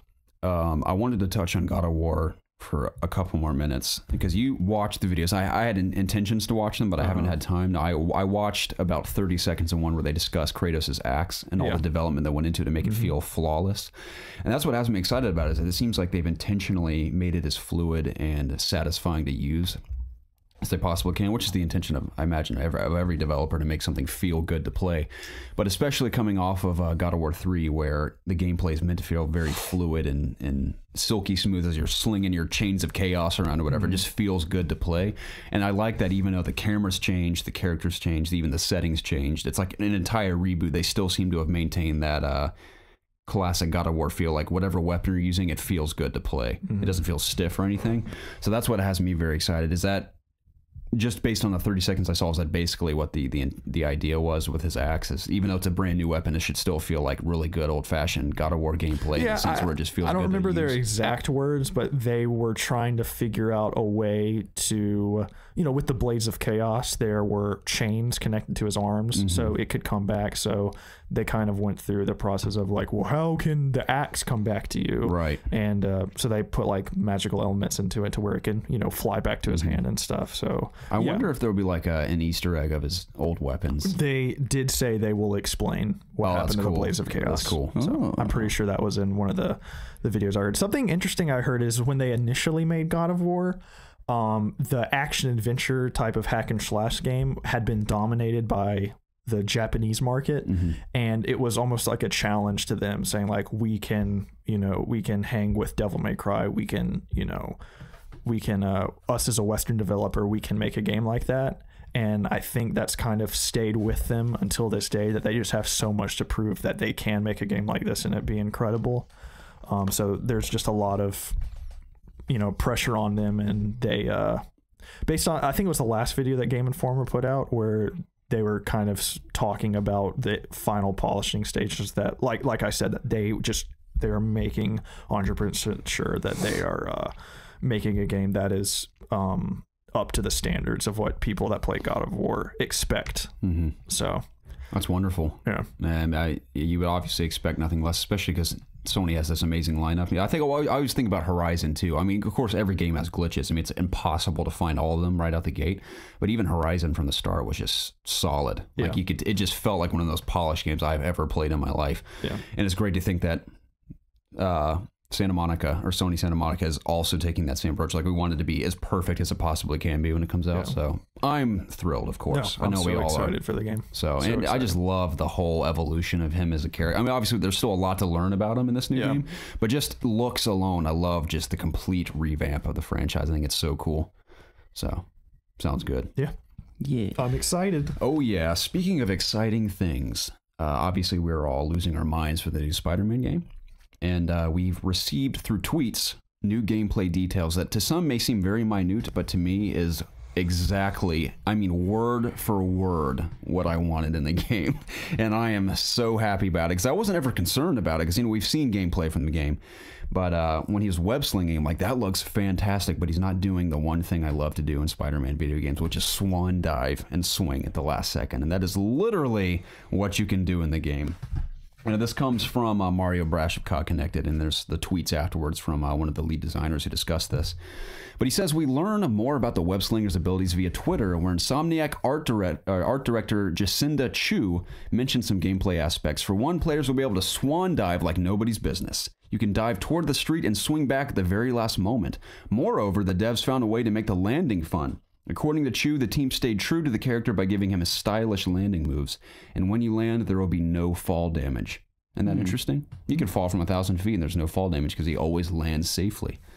So I think that's a very interesting design decision, where there really is no stakes in web slinging however you want. I think they want you to be as creative and have as much fun as possible. I did see some people that didn't like that, but I kind of think of it as like, would we ever see Spider-Man just land on his face? Same thing with like Batman. Like we don't how they kind of got around the Batmobile with Batman running into buildings and running into people by kind of taking it over for you. I kind of think of it kind of along the same lines. How Same we thing would with the never Arkham games. I bet they even took a cue from the Arkham games. Remember, you can fall from anywhere, and Arkham Hill always float down. Yeah, because you that would just be weird, like to show Batman jumping off a building and then just smacking. Same with Spider-Man, especially if this is a experienced Spider-Man. So I think that's perfectly fine. Definitely. So her first tweet says, "My favorite thing to do when hashtag Spider-Man PS4 is to swan dive towards the street and swing back up at the very last minute. I love how my stomach drops every time." That is exactly what I wanted to hear. I love that so much. Second tweet says, "You land, but I'm Spider-Man, so I need more swag. Landing is boring. I highly encourage you to swing stylishly when you play. It's half the fun." So they're just saying swing as crazy as you want because he's going to land safely every time. And then Mario from COG also mentions another interesting piece of info. It seems as if the game's box art is going to be revealed very soon. It would be great if the image was indeed Spider-Man performing a swan dive. And then the designer comes back and says, "Yes, we're very close to finalizing it. It's going to pop on store shelves nicely. Can't wait to unveil it." I'm so pumped about that. Give me that collector's edition. Oh yeah, that's one I will definitely buy. Pre-order that instantly. We know there's going to be a badass Spider-Man statue in that brand new costume. I think that's like one of the coolest Spider-Man. Or maybe there's going to be web slingers. That'd be cool. Comes the with same ones I sell in like Walmart and shit. Yeah, that'd be great, man. It's a very noisy chair as usual. But yeah, this is wonderful news. Yeah, I'm very excited about it. It's pretty cool, dude. Yeah. Not that I needed to be hyped anymore. I'm already sold and hyped out of my mind, but this just adds fuel to the fire. Yeah, absolutely. So we still thinking it's coming summertime? I think it's coming this year. I didn't see it on there. They keep saying it's definitely without a shadow of a doubt coming like this year. Another person said, I forgot the question. That I think it was something along the lines of like release date. And one of the developers just replied, "It is 2018 again." So we clarified, and that was within the week. He said that. So that's wonderful news. I'm saying September. I think so. I would expect fall, but we'll see. I wouldn't be surprised if E3 they're like coming September or maybe October. But we could be wrong. Maybe it's August.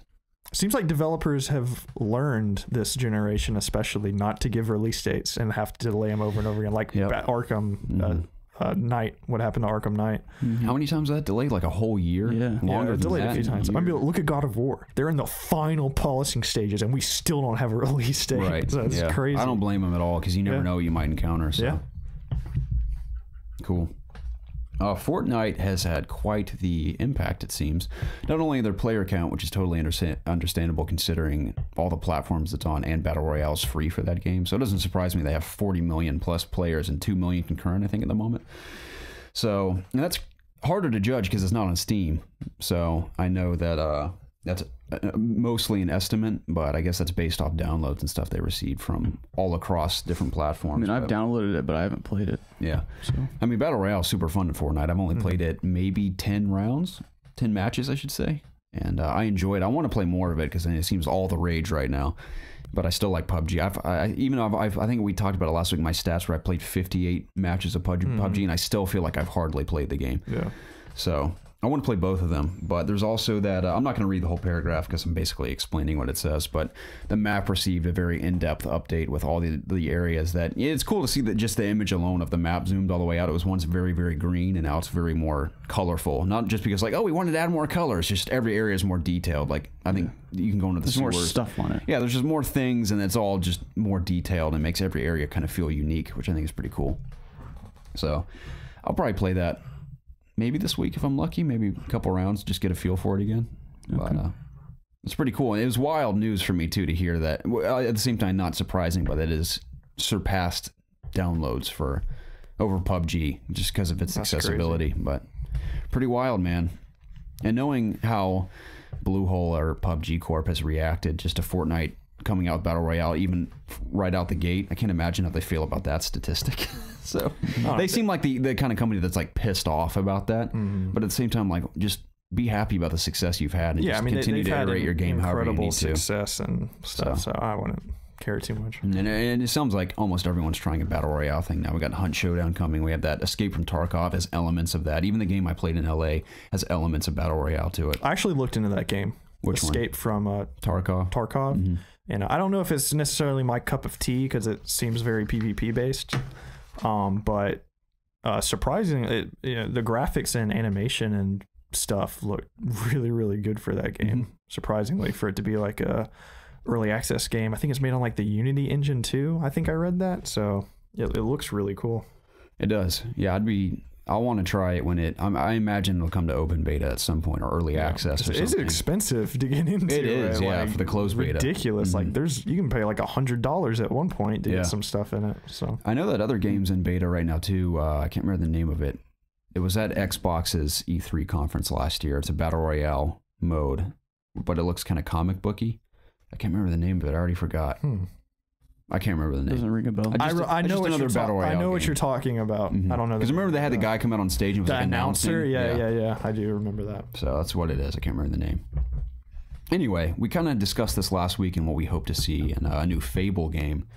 But the rumors are apparently true. They're still not confirmed, but apparently they're true that Playground Games is developing a new Fable game for Microsoft. I mean, it is confirmed that Playground Games is making an open world action game. Right. We just don't know that it's officially Fable. Yeah. I would bet on it being Fable. Yeah, it makes sense. Sure. It's pretty exciting. What else would it be? I mean, if Microsoft wants like their exclusives, I mean, obviously everyone always loves new IP, but I think Fable's a safe call, not only because it's very popular, but at the same time they need to like cement their exclusives again. It's a good way to restart Fable. Definitely. Yeah. Give it to someone new. And it's interesting because, as I'm sure you guys know, they developed Forza Horizon 1 through 3, which obviously are racing games, but they are open world games. But you're just in cars. And they're respected games. And they're very beautiful games, too. Yeah. And apparently, when this game that they're working on, they said they were inspired to create a single-player experience based off the success of Guerrilla Games' Horizon Zero Dawn, which I thought was interesting, but I'd also look at Zelda's success and Witcher's success. I think they're looking at it in the sense of Guerrilla, which typically makes first-person games. To make that big leap. Exactly. I think that's kind of what they're talking about. Yeah. So that's pretty cool to hear.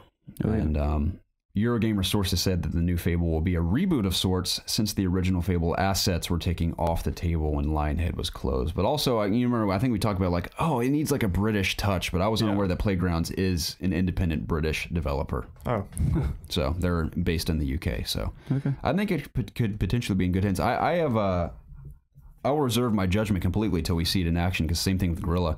Even though Horizon was a big surprise when they revealed that for the first time, to see them make the leap, like we said, like slow and relatively clunky. And that's Killzone. An even bigger leap. Oh yeah, at least way Killzone bigger. had, it's not third person, but they've had experience in combat and mission structure and stuff. But this is going from a racing game to a third. That's a much larger leap. Guerrilla also hired a lot of people with experience making games like that, which I'm sure they will too. Yeah, I think I read elsewhere that they have hired a really solid team to help them make that leap. So I think it's in good hands. I think it sounds awesome. So I imagine they'll maintain that cartoony graphical style. Hopefully the humor's there as well of Fable. I don't see them like changing how Fable looks. Or now I'm open to them evolving the gameplay a bit, because our open world RPGs have come a long way since even Fable 3 for that matter. Yeah. So it'll be Fable's interesting to combat see. Especially is extremely outdated. Definitely. There's nothing to it. It's just hack and slash. And there's no repercussions for dying or anything. So is it like an Elder Scroll game? Is that what the combat's like? No. I do like it's just mash X. Oh yeah, win. and you can, that's pretty much it. Yeah, I do like at least in Fable 2, every time you die, you'd get a new scar on your character, and it'd be there permanently for the rest of your playthrough. So I remember when I was making my evil character, I intentionally had guards kill me over and over and over again. So I'd be like the most scarred dude ever. And by the time I was evil, not only am I like red with scars and burns and horns, but it just looks awesome. So I don't know if they'll include that in some way, because I always thought that was a cool feature. They have to have character customization. Definitely have to. So that was a pretty big bummer for me about Fable 2, is depending on if you were good or bad, your characters ended up looking the same. Exactly. Yeah, I mean, to an extent you could make their clothes look a little different with dyes and stuff, but I think that's a big part of it as well, as more personalization. Yeah.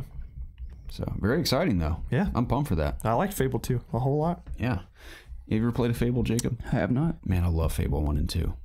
So I have a lot of I never hope for the even new one. touched 3 just because I heard so many Didn't review well. bad things. No, about it was a huge I finished the game. It just was a big disappointment. Now, I really liked the ideas where, like, you are the king. You have your castle. You have people to manage. And, like, the townspeople will come to you with decisions you have to make that'll determine how your government works in the city. I liked those ideas, but just it was boring. It just was not fun to play, unfortunately. So let's talk about one of the more bizarre reveals this week with, I think it's pronounced Labo, Nintendo Labo, or is it Labo? Labo. Okay, so I'm sure everyone's aware of this. I'm just going to reiterate what it is so we're all on the same page here. This comes from COG's news team. It says, the concept is as neat as it allows you to open up a cardboard sheet from which you'll punch out various shapes and parts. Following interactive instructions on your Nintendo Switch, you'll fit these pieces together to form various tools or toys, which Nintendo has ingeniously dubbed Toy-Con. When your Toy-Con is constructed, simply insert your Nintendo Switch system or Joy-Con controllers to bring it to life and play various Nintendo Labo games on your Nintendo Switch. When it launches on April 20th, Nintendo Labo will come with 2 kits, the Variety Kit containing 5 small projects and their respective games for $69.99, and the Robot Kit boasting a huge robot project and a game for a whopping $79.99. End quote. Initial impressions of the trailer. How do you guys feel about it? Well, initial impressions were like, oh, what? What the hell is going on? I was here? surprised for sure. Yeah. It almost was just like, this is dumb. But those were initial impressions. Those are still my impressions. I'll tell you why. I think it's cool. I'll tell you why. I think it's okay. Yeah, go ahead. I agree. I think it is a cool idea. It's a very. You just said that you don't. I'm going to explain to you how I feel about it. I think it's dumb, but at the same time, I do think it's cool in the sense that they're trying something this bizarre. That's what I think is cool about it. And I totally understand. It's like they said, it's designed for kids. Yeah. You punch them out and you make cool little things and throw your Joy-Cons in there and play it. But I just think it's so silly at the same time because one, I know I'm not the only one who thinks this. A lot of those things look very complicated to put together. Like I'm sure a kid can probably figure it out, but at the same time, I'm like, what kid wants to spend? I mean, maybe they're like really creative kids that like coloring and stuff and want to. Oh, dude, I would. What create kid their wants to robot build kit. stuff with Legos? You know. Yeah, like create their cardboard robot suit and go punch stuff with their Nintendo Switch, but. And this just I think even as a kid, I would have not been interested in this. I would have been all over this, dude. I wouldn't have been. The full-on robot suit with like, oh yeah, dude, I would have been all over that. Yeah, I don't. Maybe I would have because I tried to make a Mega Man costume out of coat hangers when I was a kid. So that's the thing. Is like it's something really cool. People are kind of on it like it looks cheap, but I mean, once it's finalized, especially the robot, that's a pretty. It looks like some mighty fine cardboard. Yeah, like that's. I like its style. Just the cardboard look it has. It's creative too because the whole how the robot thing works in the cardboard that pull string and everything. Yeah, but there's the white lines in it looks like the IR sensor from the controller Joy-Cons. sees those white lines, which is how it works in the game, which is really cool. Because when they first showed it to us, it was just like, oh, it's our mouth, but they're using it to detect these things. Like that's really cool. It is very interesting. That's the last thing I would ever expect anyone to do. Oh yeah, it sounds like Nintendo. It's just something wild. I think it's cool. I don't think it's overpriced. Really, I'm not hung up on the price. Yeah, I'm not because it comes with a game too. It's not just like buy this cardboard for $70. I mean, it doesn't surprise me coming out of Nintendo. It looks like, I know it's cardboard, but I mean, it looks like heavy duty cardboard. Oh yeah, it does. For what you're going to be doing. Yeah, it looks very sturdy. So. Yeah, I mean, it's pre-cut. Like I said, comes with a game, and especially the variety pack for $70 that has all of that stuff. That seems like a fine deal to me. I'm not going to buy it. Are any of us going to get this? No, I'm not going to buy it. But I think it's cool, and for the audience that it's catering to. Like I said, as a kid, I loved Legos and building stuff. Like I would have been all over this, dude. So I want to see some of this, like some examples of what you do in this game or with these. You can build that little seagull. Yeah. I mean, I think you just play the game. I just want to see like how in depth they really are. If is it just like, oh, I do this one thing, and that's it. Like, I want to see like what actually I can do with each one of these different builds. But I'm sure we'll find out soon. Yeah. So that's a good. Even if I'm paying $80 for this giant robot kit, and It's like, I what would do you do? assume the game is a game. It's not just an hour demo. And well, I have this giant robot backpack now. Yeah, like what is am I the gonna game do just with it? building the cardboard robot, or I'm sure that's part of the fun, but I would assume, like you said, if you're paying $80, that this is a actual game too. I hope so. So I guess we'll see. Yeah, we'll see how it goes. Yeah. On this thing, when I think it looks a little dumb, I'm not saying that they shouldn't do it, because I think there will definitely be an audience for it, but obviously it's not for me, and I'm not gonna complain about it because, or like they said, it's for kids, and that's totally cool. I've just seen on Twitter. I follow some people that are, which I don't even know why I follow them. They're blatant Nintendo haters, and this is just adding fuel to the fire. They're like, "Oh, you idiots are gonna buy anything that Nintendo slaps their name on. Like they're gonna sell you cardboard." I'm sure there'll be some adults that are really into it too, though. Yeah, and I think that is a what's the word I'm looking for? That's just not right. Just to say that, oh, it's just cardboard they're throwing the name. It's clearly more than just cardboard. There's games with it, and it's an entire, it's more than that. That's just you can make it out. You can like just saying like, oh, Nintendo's making cardboard, it makes it sound way dumber than it actually is. Speaking on that note, I think it's gonna be a great, like, for all the the dads or moms that have Switches and they have a kid, like this is gonna be a great game to play together and build that cardboard stuff together. It's gonna be a good experience. It'd be cool making it with your kid and stuff. So I don't know, I think it's cool. Not gonna buy it, I think it's cool. We will undoubtedly see some unboxings of this stuff and people playing with it and everything. And also to people it doesn't affect you. It's not like Nintendo's like, we're going to delay the next Zelda for 2 years because we're making this Labo. I don't understand like the ravenous hatred for the whole thing. Yeah. I mean, that's not from everyone. That's very small. Yeah, I know. Say that, but I haven't really seen that. I've seen a few that are like, this is the stupidest thing I've ever seen. Like I said, I think it's a little dumb, but I don't think they shouldn't do it, and I understand who it's for, so I'm not against it. I was a little surprised when they revealed it because I don't think anyone was expecting it. It's funny because at first I thought it was like a mockery of Nintendo. I didn't realize it was real. I watched it twice before I realized it was real and saw all the comments. Joke, that's kind of the thing with me is that it seems, like I said, my first impressions were like, what? But the more I kind of think about it and the more I looked at it, the more I kind of was won over by it. Right. So it'll be interesting. Yeah. It's one of the more bizarre things I've ever seen in gaming for sure. Before, it's absolutely crazy. I would have never expected people to do that. Which is funny. Michael Pachter, the famous game economic dude, whatever his title is, 2 years ago there's a video of him talking about Nintendo could put their name on cardboard and they sell it. So people are bringing up that video again, saying like, dude, you predicted this. That is so funny, man. So, super funny. Something else I was gonna say about that. Well, yeah, it's funny because all the time people are like, what's going to be the next big thing in gaming? Is it going to be VR? Is it 4K, or is it beyond that, or just blah blah blah blah blah, and just cardboard? It's gonna be cardboard, dude. Cardboard. It's gonna be cardboard. Cardboard VR, man. You stick your Switch in a cardboard face mask, and it becomes VR. And that's what that freaking Google VR was doing for a while. That you buy the cardboard glasses and just put your phone in it. Yeah. But that is funny with their statement about 4K and virtual reality. They're like, we're not investing in that. Like a day later, all this cardboard. You gotta imagine it's probably super cheap to manufacture. I don't know.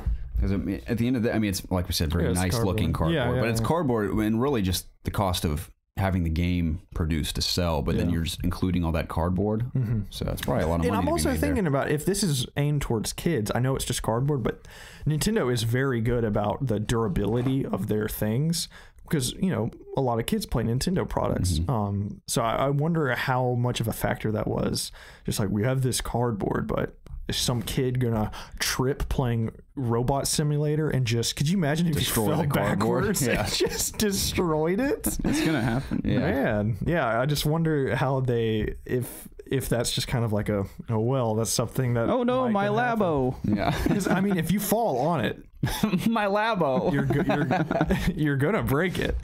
So. Yeah, I thought about that too. Which kids are just gonna destroy it? They'll play with it for about 5 minutes and just like wreck it. So pieces. I don't know if they kind of just invested in just the highest quality cardboard that it can, if you drop it, or like you smack someone with your cardboard fishing pole and it like breaks their face. Yeah.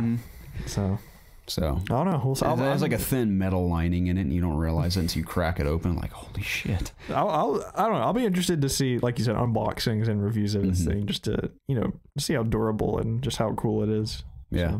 So. Anyways, we'll see. There's one final news story that I don't see a lot of people talking about, but I thought was very interesting that I wanted to get your guys' take on. Because, last week we had a community question about cryptocurrency. And there's this new, you may have heard about this new gaming service that's apparently going to attempt to compete with Steam, which good luck, because Steam's massive. But I think it's very interesting in the cryptocurrency craze that's going on right now.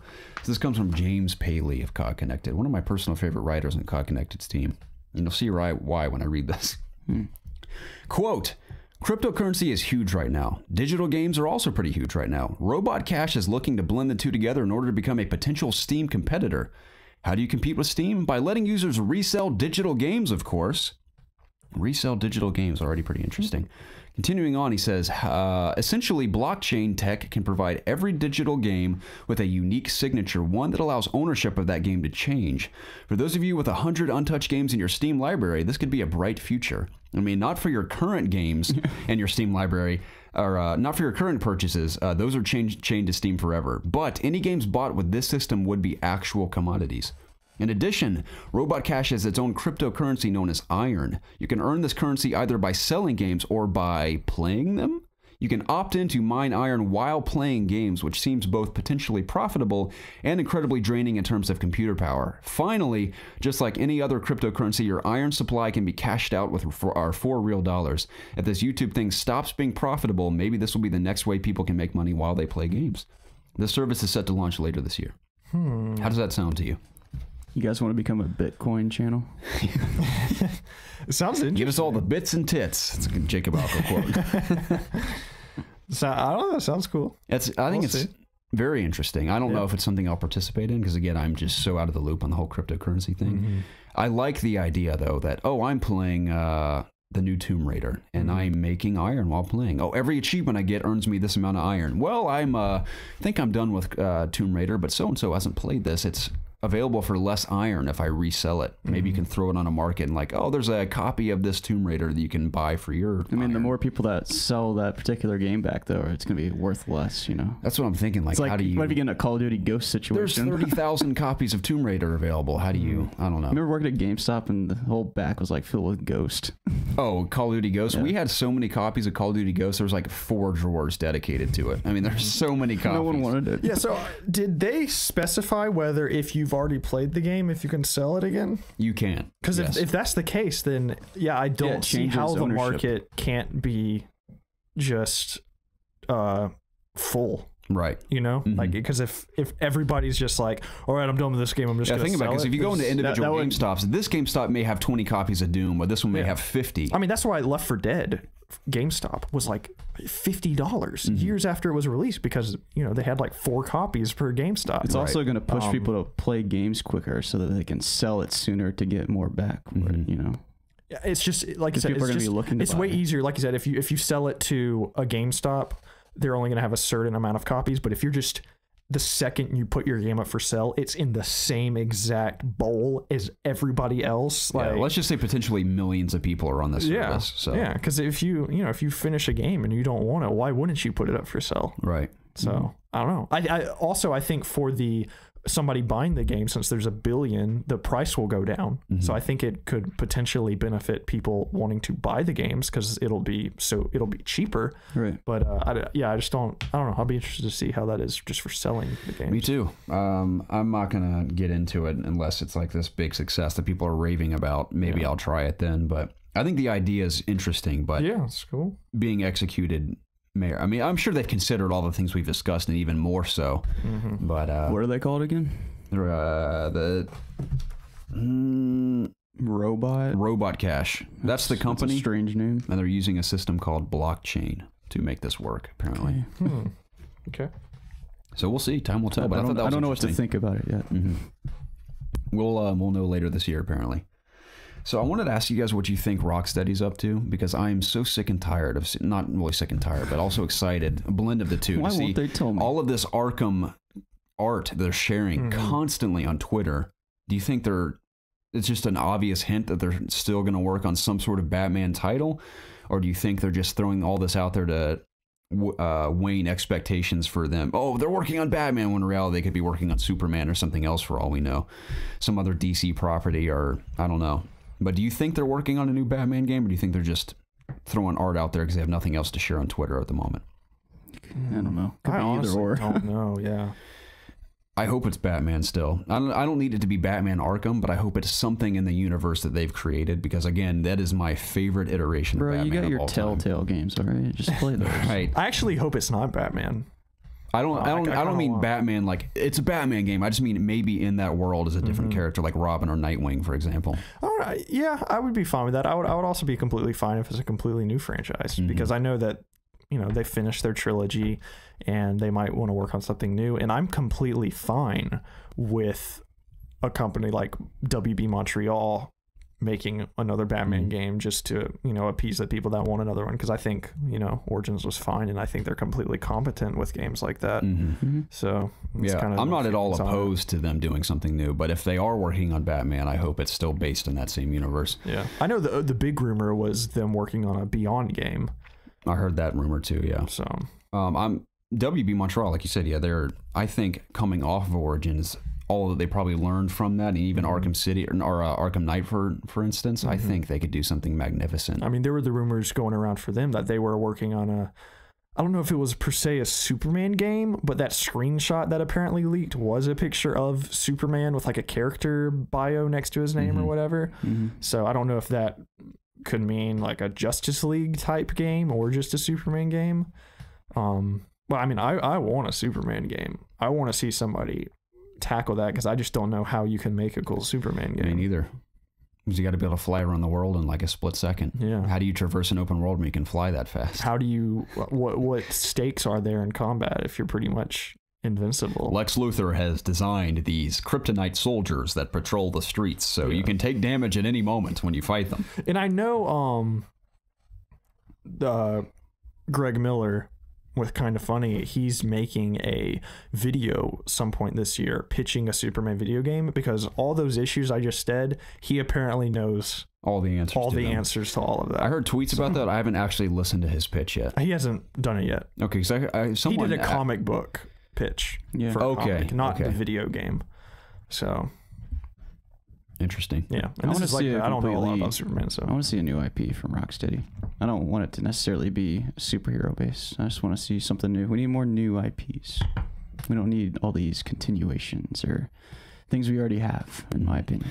Okay, it's tough to convince publishers otherwise. No, like it's not the smart thing to do, because it's, you know, every business wants to do something that they know they're going to make money doing. Definitely. You know, making a Superman or another superhero game would be beneficial. And that's also the beauty of indie studios, where they have the creative freedom to do something original. And if it's a huge success, most publishers want to purchase them and be like, all right, now make either a sequel to this or something like this for us. Right. Yeah. So, I mean, yeah, that is hard. Rocksteady either makes a new Batman game, which they sell well. Obviously, everybody on Earth knows Batman. Or, man, we really want to put a game, The Legend of Gublon. Like, what's going to... It's always the legend of something is like the imaginary new IP. Yeah. Gublon. Because even with Rocksteady's name next to it, of course, we're going to know. But Jimmy walking into GameStop, he's going to... Seeing the new Batman games resonate more with him than, like... He don't know who makes Batman. You know, he doesn't know Rocksteady. You're right. Who's this Gublon fellow? I could talk about the potential for WB's next Batman for like 2 hours. Obviously, we can save that for another time, but there's so much potential there that they could do something magnificent with that IP. Yeah. So, I'm a dreamer, and I can dream up a lot of things for that game. Rocksteady could just be proud of their concept art. They could. It's very awesome concept art. Yeah. I revel in all of it when I look at it, so it's awesome. Let's talk about the new Tomb Raider trailer. You guys see it? I did. What'd you think? I don't know. It still looks just okay to me. Yeah. Very visual effects heavy. Yeah. The way that she drew the bow back this time looked better than the first time. Okay. So that's the only thing I really took away from it.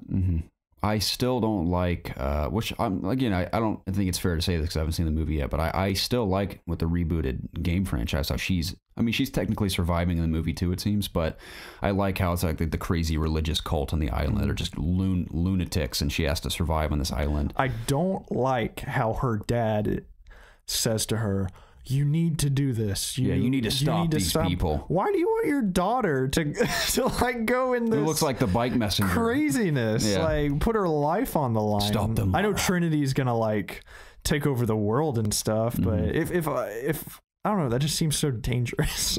Yeah, I don't know. Just to like, force your child into this. I would have much rather, I'm fine with them being like an organization trying to do something weird with the tombs on the island, but I'd rather her, like in the game, be on vacation with her friends. Like, oh, we're just going to explore this place, and they crash land there, and then they run into the people. That's what I thought about was cool about the game, is that her father withheld all this from her, and out of her own curiosity and her own courage, she pushed herself into it and wanted to figure all this out. I don't know. I just don't like the dad kind of putting it on her. Just screaming exposition at her through a literal camera. Like, this is the story. Now go get them. So that's totally uninteresting to me, but I hope it's cool because I think Alicia Vikander looks awesome. I get people like, she doesn't look strong enough to do any of this, which is fine. I can suspend my disbelief when it comes to that stuff. It's just a movie. Yeah. I think she looks like Lara Croft from the game, which I think is awesome. The bow's there, of course. She has the same costume. She has the ice pick.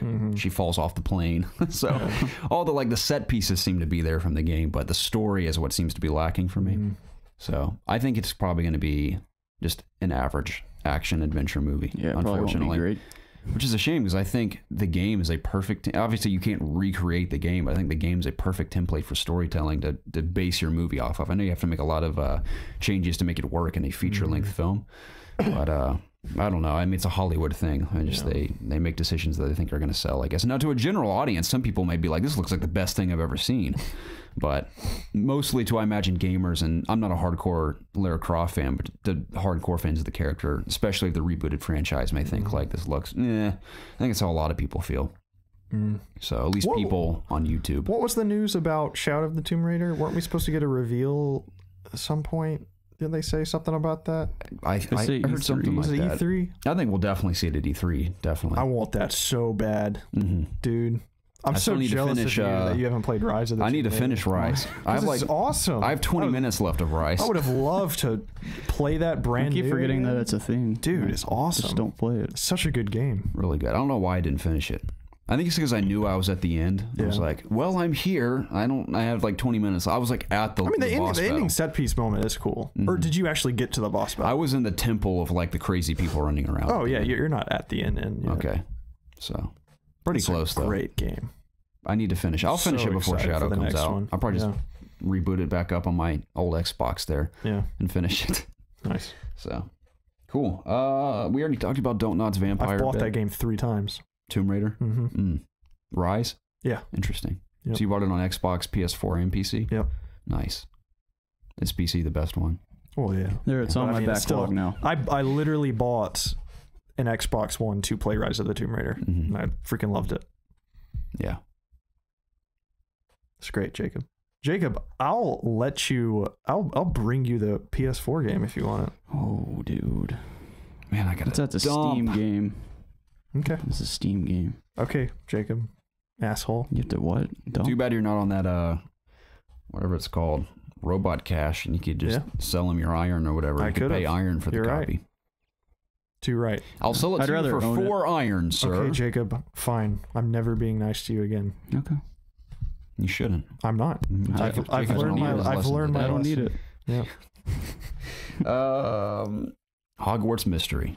We got a very brief trailer showing you sick ass mobile gameplay. I skipped one. We already talked about it. Oh. Yeah. I'm sorry. It's all right. Did you guys see the trailer for Hogwarts Mystery? I didn't. Tell me about it.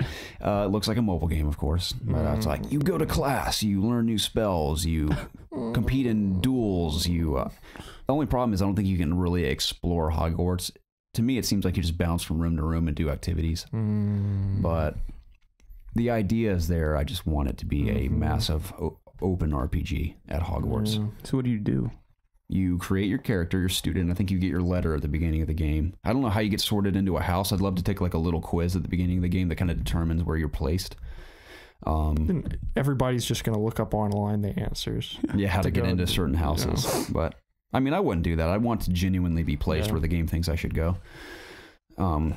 It's always stressful trying to take I'd those probably quizzes. be a Slytherin, man. I'm a real bastard in video games sometimes. Someone's like, Jimmy's getting eaten by a basilisk. What do you do? I'd be like, let the bitch die. I'd probably end up in Slytherin. So That'll be one of them. Definitely. But it's going to just be like a loot box.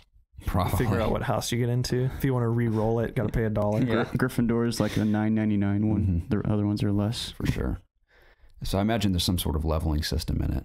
I don't know what you would do. Maybe I'm sure you. Yeah. I think so. Maybe I think so. I'm sure you culminate house points over time depending on what house you're in. It'd be cool if it was like a worldwide thing. Like all the Slytherin worldwide players have more house points than like the Gryffindors and stuff. I think that'd be kind of cool. I'd love some sort of Quidditch mini game that you can kind of play. Like think about how fluid like even Mario Run is on mobile. Like if they have some kind of cool Quidditch mini game on phone where you can compete with online players or something, it'd be kind of cool. I don't know how that would work. I'm interested in this because I love Harry Potter, and on paper this is what I want to play on like a big PC or console open RPG like Preston and I have fantasized about for years. So maybe this will be a huge success, and maybe some publisher out there will think, man, we need to cash in. Like obviously WB. Rocksteady. Maybe we need to cash in on this Harry Potter thing and make it like a big, like AAA experience. What if like Rocksteady this whole time has been making a Harry Potter game? Man, I would poop. I mean, I got to poop right now, and it would fall out of me. I'd poop on your poop. Yeah. If it was announced right now, it would fall out of me. I'd be totally okay with it. I'd waller in it out of my excitement. You just lay in it. Exactly. Preston, you have any, it's like a big mud pile. Do either of you have any more thoughts on Harry Potter before we move on? Not really. I mean, no. I haven't seen the trailer. I don't know what it showed. I failed you. Haggard's in there. Hagrid. Haggard? Did I say Haggard? Is it the same voice actor? I doubt it. I know it takes place before Harry Potter was there, so I'm sure there will be some either classic professors, maybe some we haven't met before, maybe some that in deeper Harry Potter lore that I'm unaware of. Tom Riddle. Maybe Tom will be there. I don't know. Have you guys seen the pictures of Jude Law as young Dumbledore in the new Fantastic Beasts? Nope. It's funny because everyone's like, this takes place roughly 20 years before he meets Tom Riddle, and he looks like a dapper supermodel. And then when he meets Tom Riddle in the movies, he's like bearded and looks like he's like 90 years old. Like, what the hell happened to him in that 20-year span? So, no, I think he looks cool though. I didn't love Fantastic Beast. I thought it was okay. I liked it. I didn't finish it. Yeah, it was just kind of whatever to me. Some Potter fans you are. But that's the thing, it's not Potter. Oh, yes it is. I love the world, but I kind of want to be in the UK with my Harry Potter, man. I wasn't a big fan of Wizard New York, personally. I don't even really like... You hate America? I don't like the wizarding world. I don't really like... What's our main character's name again? In the Fantastic Beasts? Yeah. That's Newt. Newt Scamander. That's his name. Fantastic Beast and where to find them. That's whatever. I didn't really... He's just... I mean, I don't have a problem with timid characters. You know, I think it's just Eddie Redmayne I'm not a big fan of. I'm not a big Eddie Redmayne fan. I thought you said redhead fan. Redman fan. He's a great actor. I don't know. Maybe I hate him. I got to the part where they were making that meal at like the apartment. Yeah. Okay. That's where I got. It's a good part. I think I had to get off the plane. I was watching it. Okay. There were some fun characters. It's a charming movie. I liked the sidekick in the movie who was a muggle. Yeah, he wanted to own the bakery at the end. I like that guy. I like that character. So we'll see. And the big reveal of Johnny Depp at the end. What spoiler, dude? You've not seen that? No, I haven't finished it. Newt Scamander is Johnny Depp. Oh, is he? Yeah. What? You just gotta watch it and find out, man. Okay. Whatever. One of the beasts is Johnny Depp. And Johnny Depp plays all kinds of weird creatures. Just imagine a talking seagull, which is Johnny Depp's voice. Okay.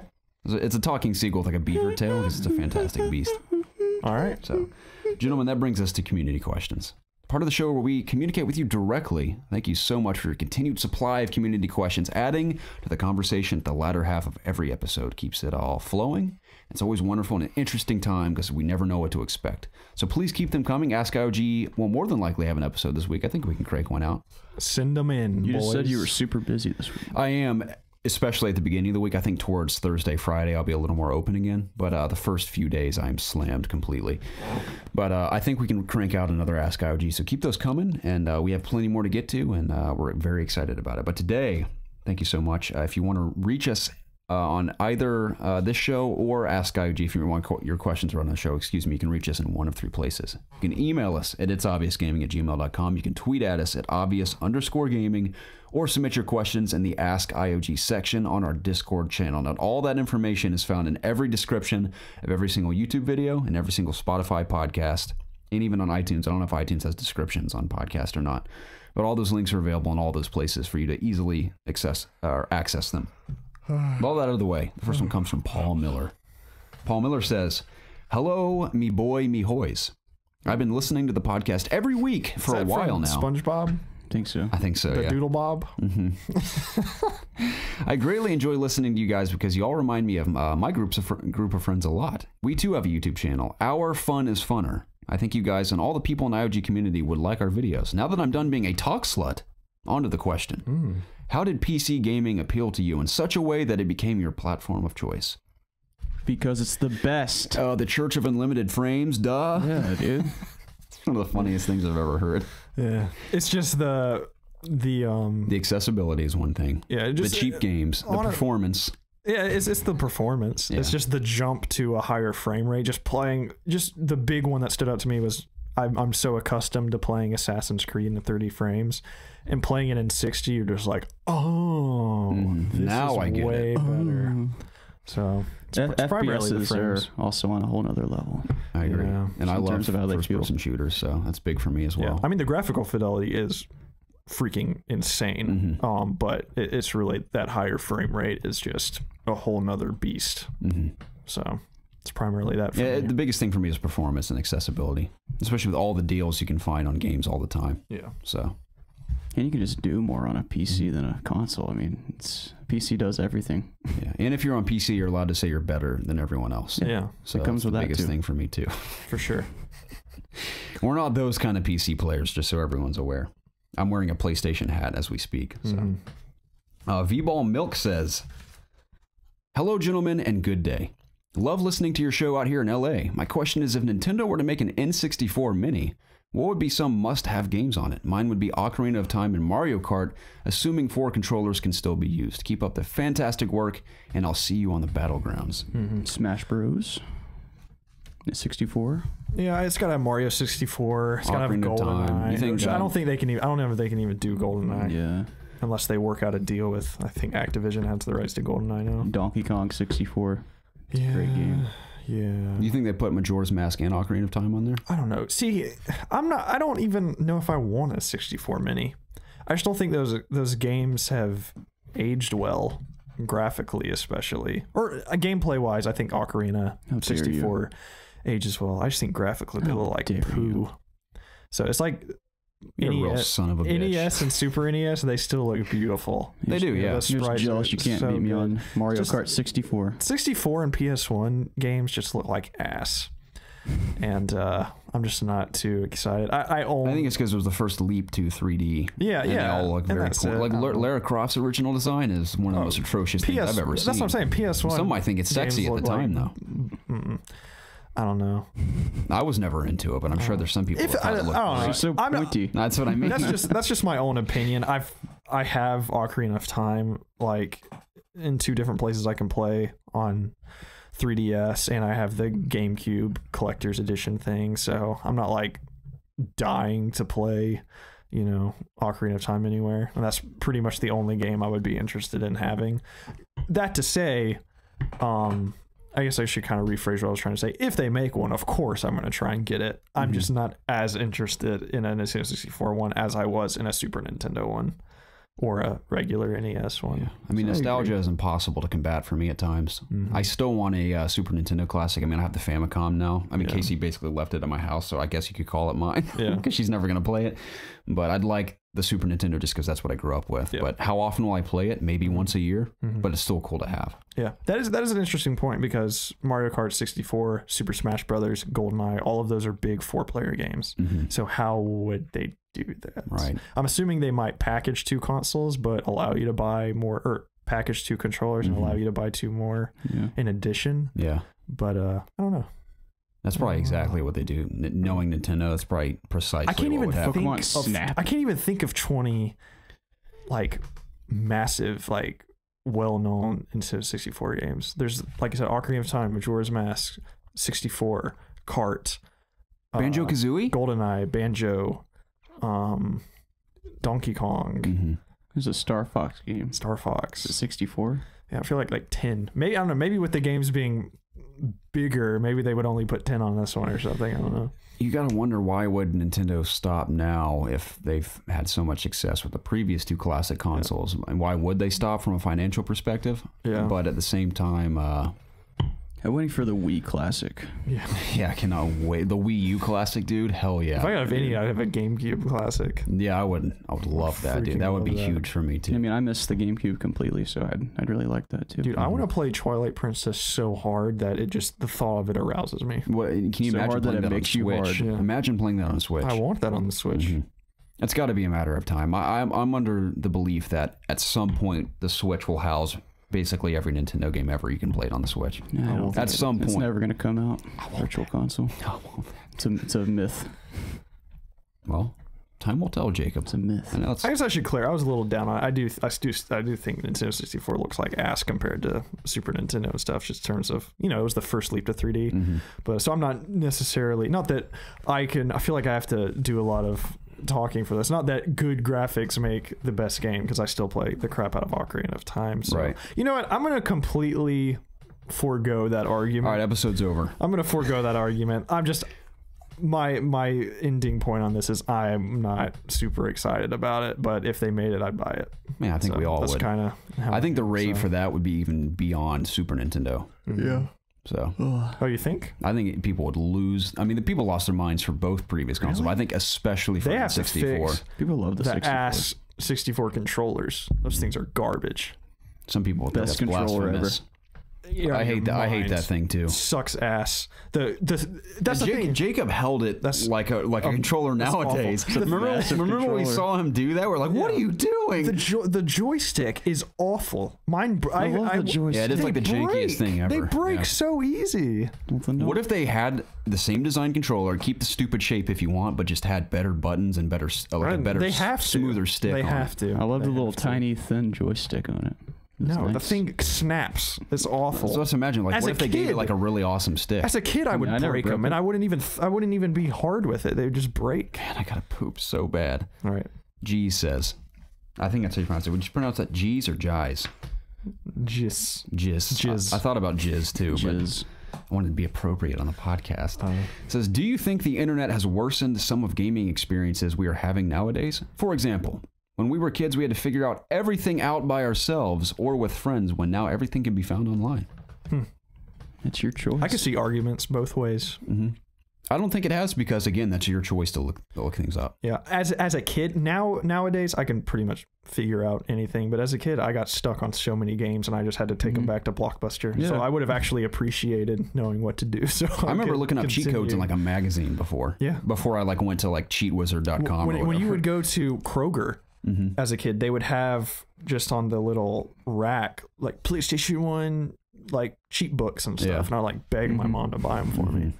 So Then you use like Those days. a few of them. granted, we had dial-up internet, but I didn't know how to use it or anything. So that's what I had to do. But and I think you it could- was harder to find stuff back Yeah, then. I don't know. I think you can. I like that argument. You don't have to look it up if you don't want to. So you can still have that challenge of not knowing what you're supposed to do. I don't like that challenge though. I hate like not knowing what to do. I hate it I like figuring out things. Makes you feel smart. sometimes for me. It's like if I'm literally stuck and I don't know what to do, like that that is figure out my anything. biggest pet peeve in gaming. It's because I've gotten to a point where I just don't have time to spend Yeah, I don't half have an the hour patience figuring something anymore. out that I am furious. I think there's a difference between I don't literally know what I'm supposed to do, or opposed to I'm stuck in this puzzle and I have to figure out what I'm supposed that's to do. different. Yeah, Yeah. yeah. The thing I hate is when a game tells you go find something, but it doesn't Yeah. give you like a marker. It's like it's in this area somewhere. That drives me Now, crazy. granted, I haven't played this game in a while, but the a game like that sticks out in my head the most is Wind Waker. There's a point where you have to go find the Earth and Wind Temple, and it doesn't really tell you on the map where you're supposed to go, and you just have to know that there's this island with a giant ice swirl around it, and you just have to shoot a fire arrow into that. Like, how the hell are you supposed to know to do that? Yeah. So as a kid, that drove me insane, and I wasn't able to beat it until I looked it up online. So I think you nailed it, Preston. Granted, I was a dumb kid, so it might have said, you need to go here, and I just was like, oh, I didn't know I was supposed to do that. Now, I'm sure there were countless games that were blatantly obvious that I played, and I just had no clue. So until I stick by that, I'd have to play through it again to see kind of how things lead up to that point. So, anything to add to that, Jacob? No. Okay, next one comes from The Flash 2189, also known as Sam Harris. Salutations, oh great connoisseurs. I think I say pronounce that. What word is that? It's not connoisseurs. Consigliers? No clue. I'm not that smart. Me neither. Of gaming renown, I inquire your pondering regarding the new contraptions that Nintendo has bequeathed us coming this 4th month of the year of our Lord, 2018. Do you believe Nintendo is trying to connect with a younger audience with labor, or are they trying to coax more monetary wages from their constituents? I would ever so much love to hear your thoughts. Warm regards, the Scarlet Speedster. And do not forget, keep running. You should have read this question when we talked about it. Yeah, you pretty much answered this. I forgot about it. I totally forgot it was in here. I did the notes in the middle of a show last night. You pretty much answered that. Yeah, I've really been counting on you to do the notes well, and you just blew it. Usually I stick those in the right place, but this time I did not. That's what happens when you're listening to good old blues rock and roll while doing the notes. So I think it's obviously adults will buy it, but I think it's a children's product. It's for the chillins. This is random. There's a Led Zeppelin tribute band that played last night, and they gave all the staff signed album covers of Led Zeppelin. I'm like, you're not from Led Zeppelin. Why the hell are you giving me this? Their signatures? Yeah, their signatures. Because they're like did you know that Atlanta is the biggest tribute band city in the entire world? That's a known fact. Like, more tribute bands. They gave you their autograph? They gave all the sound people, they gave us signed like post-it cards, like a postcard with like a Led Zeppelin album cover on it that they all signed. Like, we like to give all these to the sound guys. I'm like, thanks. I'm gonna hang it on my wall, man. It's almost as good as the good. Now, I will say they kicked ass. I mean, they sounded just like Led Zeppelin, but I thought that was funny that they gave us those signed things. I love Led. So, it's cool though. As goofy as now, I don't have a problem with tribute bands if they don't act like hot shots when they show up at the venue. When they show up acting like they're the band, I just want to be like, F off. Because I'm like, you're a talented musician, that I will never deny, but at the end of the day, you're playing other people's songs, and people are only here they're not here to see you, they're here to hear the songs. Yeah. So when bands act like they're hot shit coming in the door dressed as the Doors, which thankfully the Doors cover band, they're super nice guys and they're amazing, so I don't have a problem with them. And Led Zeppelin guys were nice too, but like the who's that band, the Rumors band, Fleetwood Mac, they act like they are like king of the world. I'm like, you guys are a fucking joke. I don't care how much money you make. It's like, when you're acting like you are the rock stars, that's just embarrassing. I mean, these grown men acting like they're these guys from like the 60s or 70s or whatever. I'm sure they're deep down, they're kind people, but they act like assholes. They might not be, Garrett. Not everybody is kind. I like to think in the goodness of people. That's good. So I will say their vocalist, like I mentioned, was like the Wicked Witch of the West, talking to her band like they were absolute filth. I mean, they literally heads down while she was yelling at them like they were dogs. Goodness. Like, what an evil woman. Very talented, though. Anyway, Oh, the Massacre says. Is that a name? Yeah, it's the name from the Attack song we mentioned several weeks ago. No, I meant, was that someone's name? Yeah, Oh, the Massacre. Awesome. What's going on, Brotatoes? My conversation with Garrett about music sparked this wonderful question. Here it goes. I'm always used to like commas or periods, and I just read sentences without them, and it confuses me on where to stop. What type of music do you listen to while gaming to get you amped up for that win? Mine, though I listen to hardcore bands, happens to be Taylor Swift. No idea why, but I destroy in any FPS when that's playing. Thanks, fellas. Keep it real. Oh my, there's a beast out there.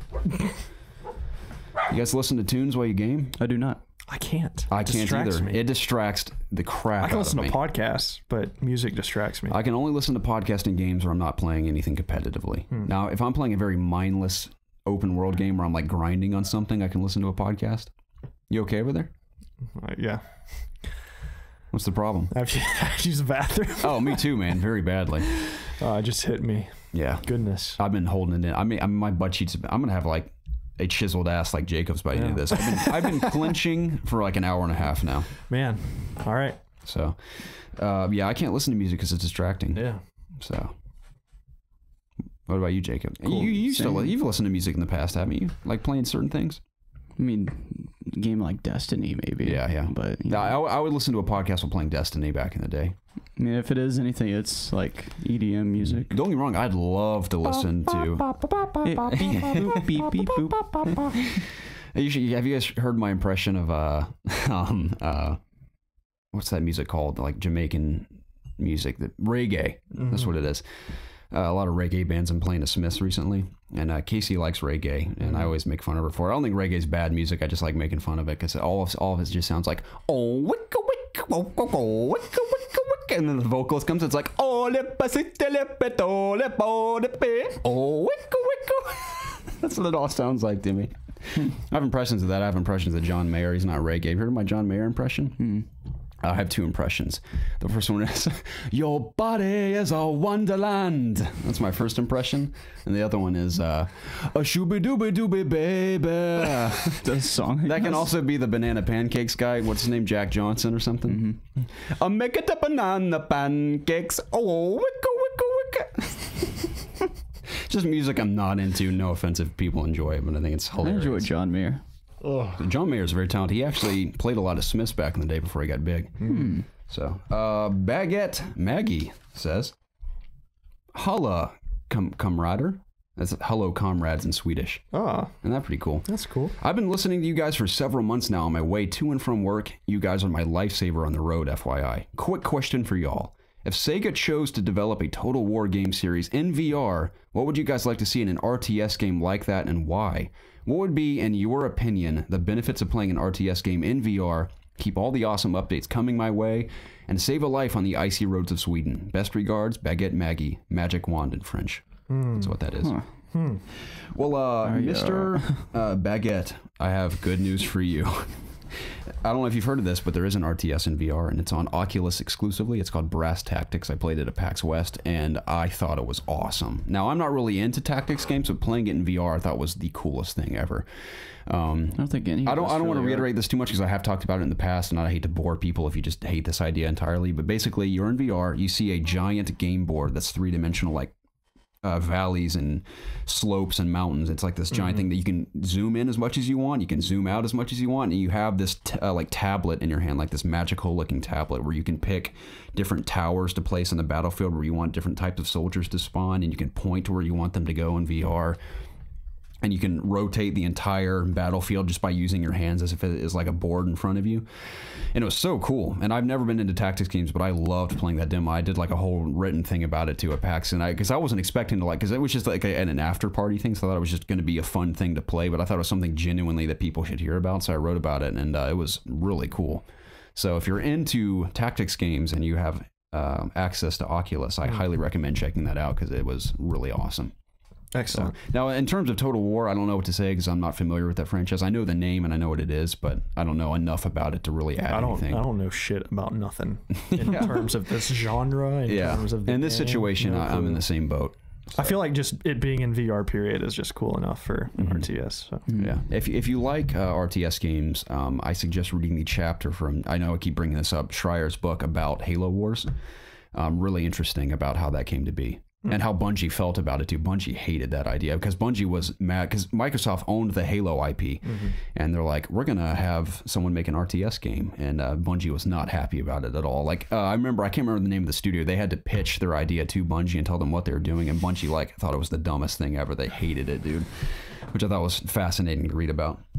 Anyway, big finale question comes from Renegade 413. He says, "Here's a quickie in case no one has asked. Do you know the way?" No. Me neither. I don't That meme is bleeding out slowly. I think it's probably already bled out. I love it still. But it is hilarious. When I first saw that video, I saw it like a week late, and I still thought it was so funny. I think it was the funniest part about it is like Pooh Bear and Yamcha are like hanging out in a bar, and like these weird, there's a whole these weird knuckle Knuckles. characters running around like, do you know the way? And like, oh, you do know the way. It's like, I don't even know what it is, but it's hilarious. I think it's really funny. So, but yeah, that meme fits perfectly in Siege, because when you start offense, everyone has their little robots. You have to like find the objective. Everyone just typing, do you know the way everywhere you're going? It's hilarious. Well, that was the podcast. It was. Thanks, man. I don't know what happened, dude, but I'm gonna die. Me too. You can on death's door. Yeah, you can have my bathroom. Okay. I'll go downstairs. Sounds good. Well, thanks for joining us for the It's Obvious Gaming podcast, episode 137 to be exact. Correct. Please check our description down below for links to all our pages. Please subscribe to us on iTunes. That would help us out so much. I know somebody subscribed to us just because I was so adamant about it. Yes. But I'm about to go take a dookie. You are too. If you are as well, all you have to do is whip your phone out and subscribe to us. That's all you have to do. Subscribe, rate, and leave a review, even if it's 5 words that say, this is good, period. Yes. That's a review. We would appreciate that so much. Go to youtube.com/ItsObviousGaming and also subscribe to us. We got to hit those 5K subscribers by the end of the year. We got to do it. Tell your friends, tell your family, tell your pets, tell your enemies, everybody. Yeah, tell your enemies especially. Too. Maybe that's something that could resolve your conflict, is your enjoyment, your mutual hatred of our podcast, or that as well, and you could come together over something.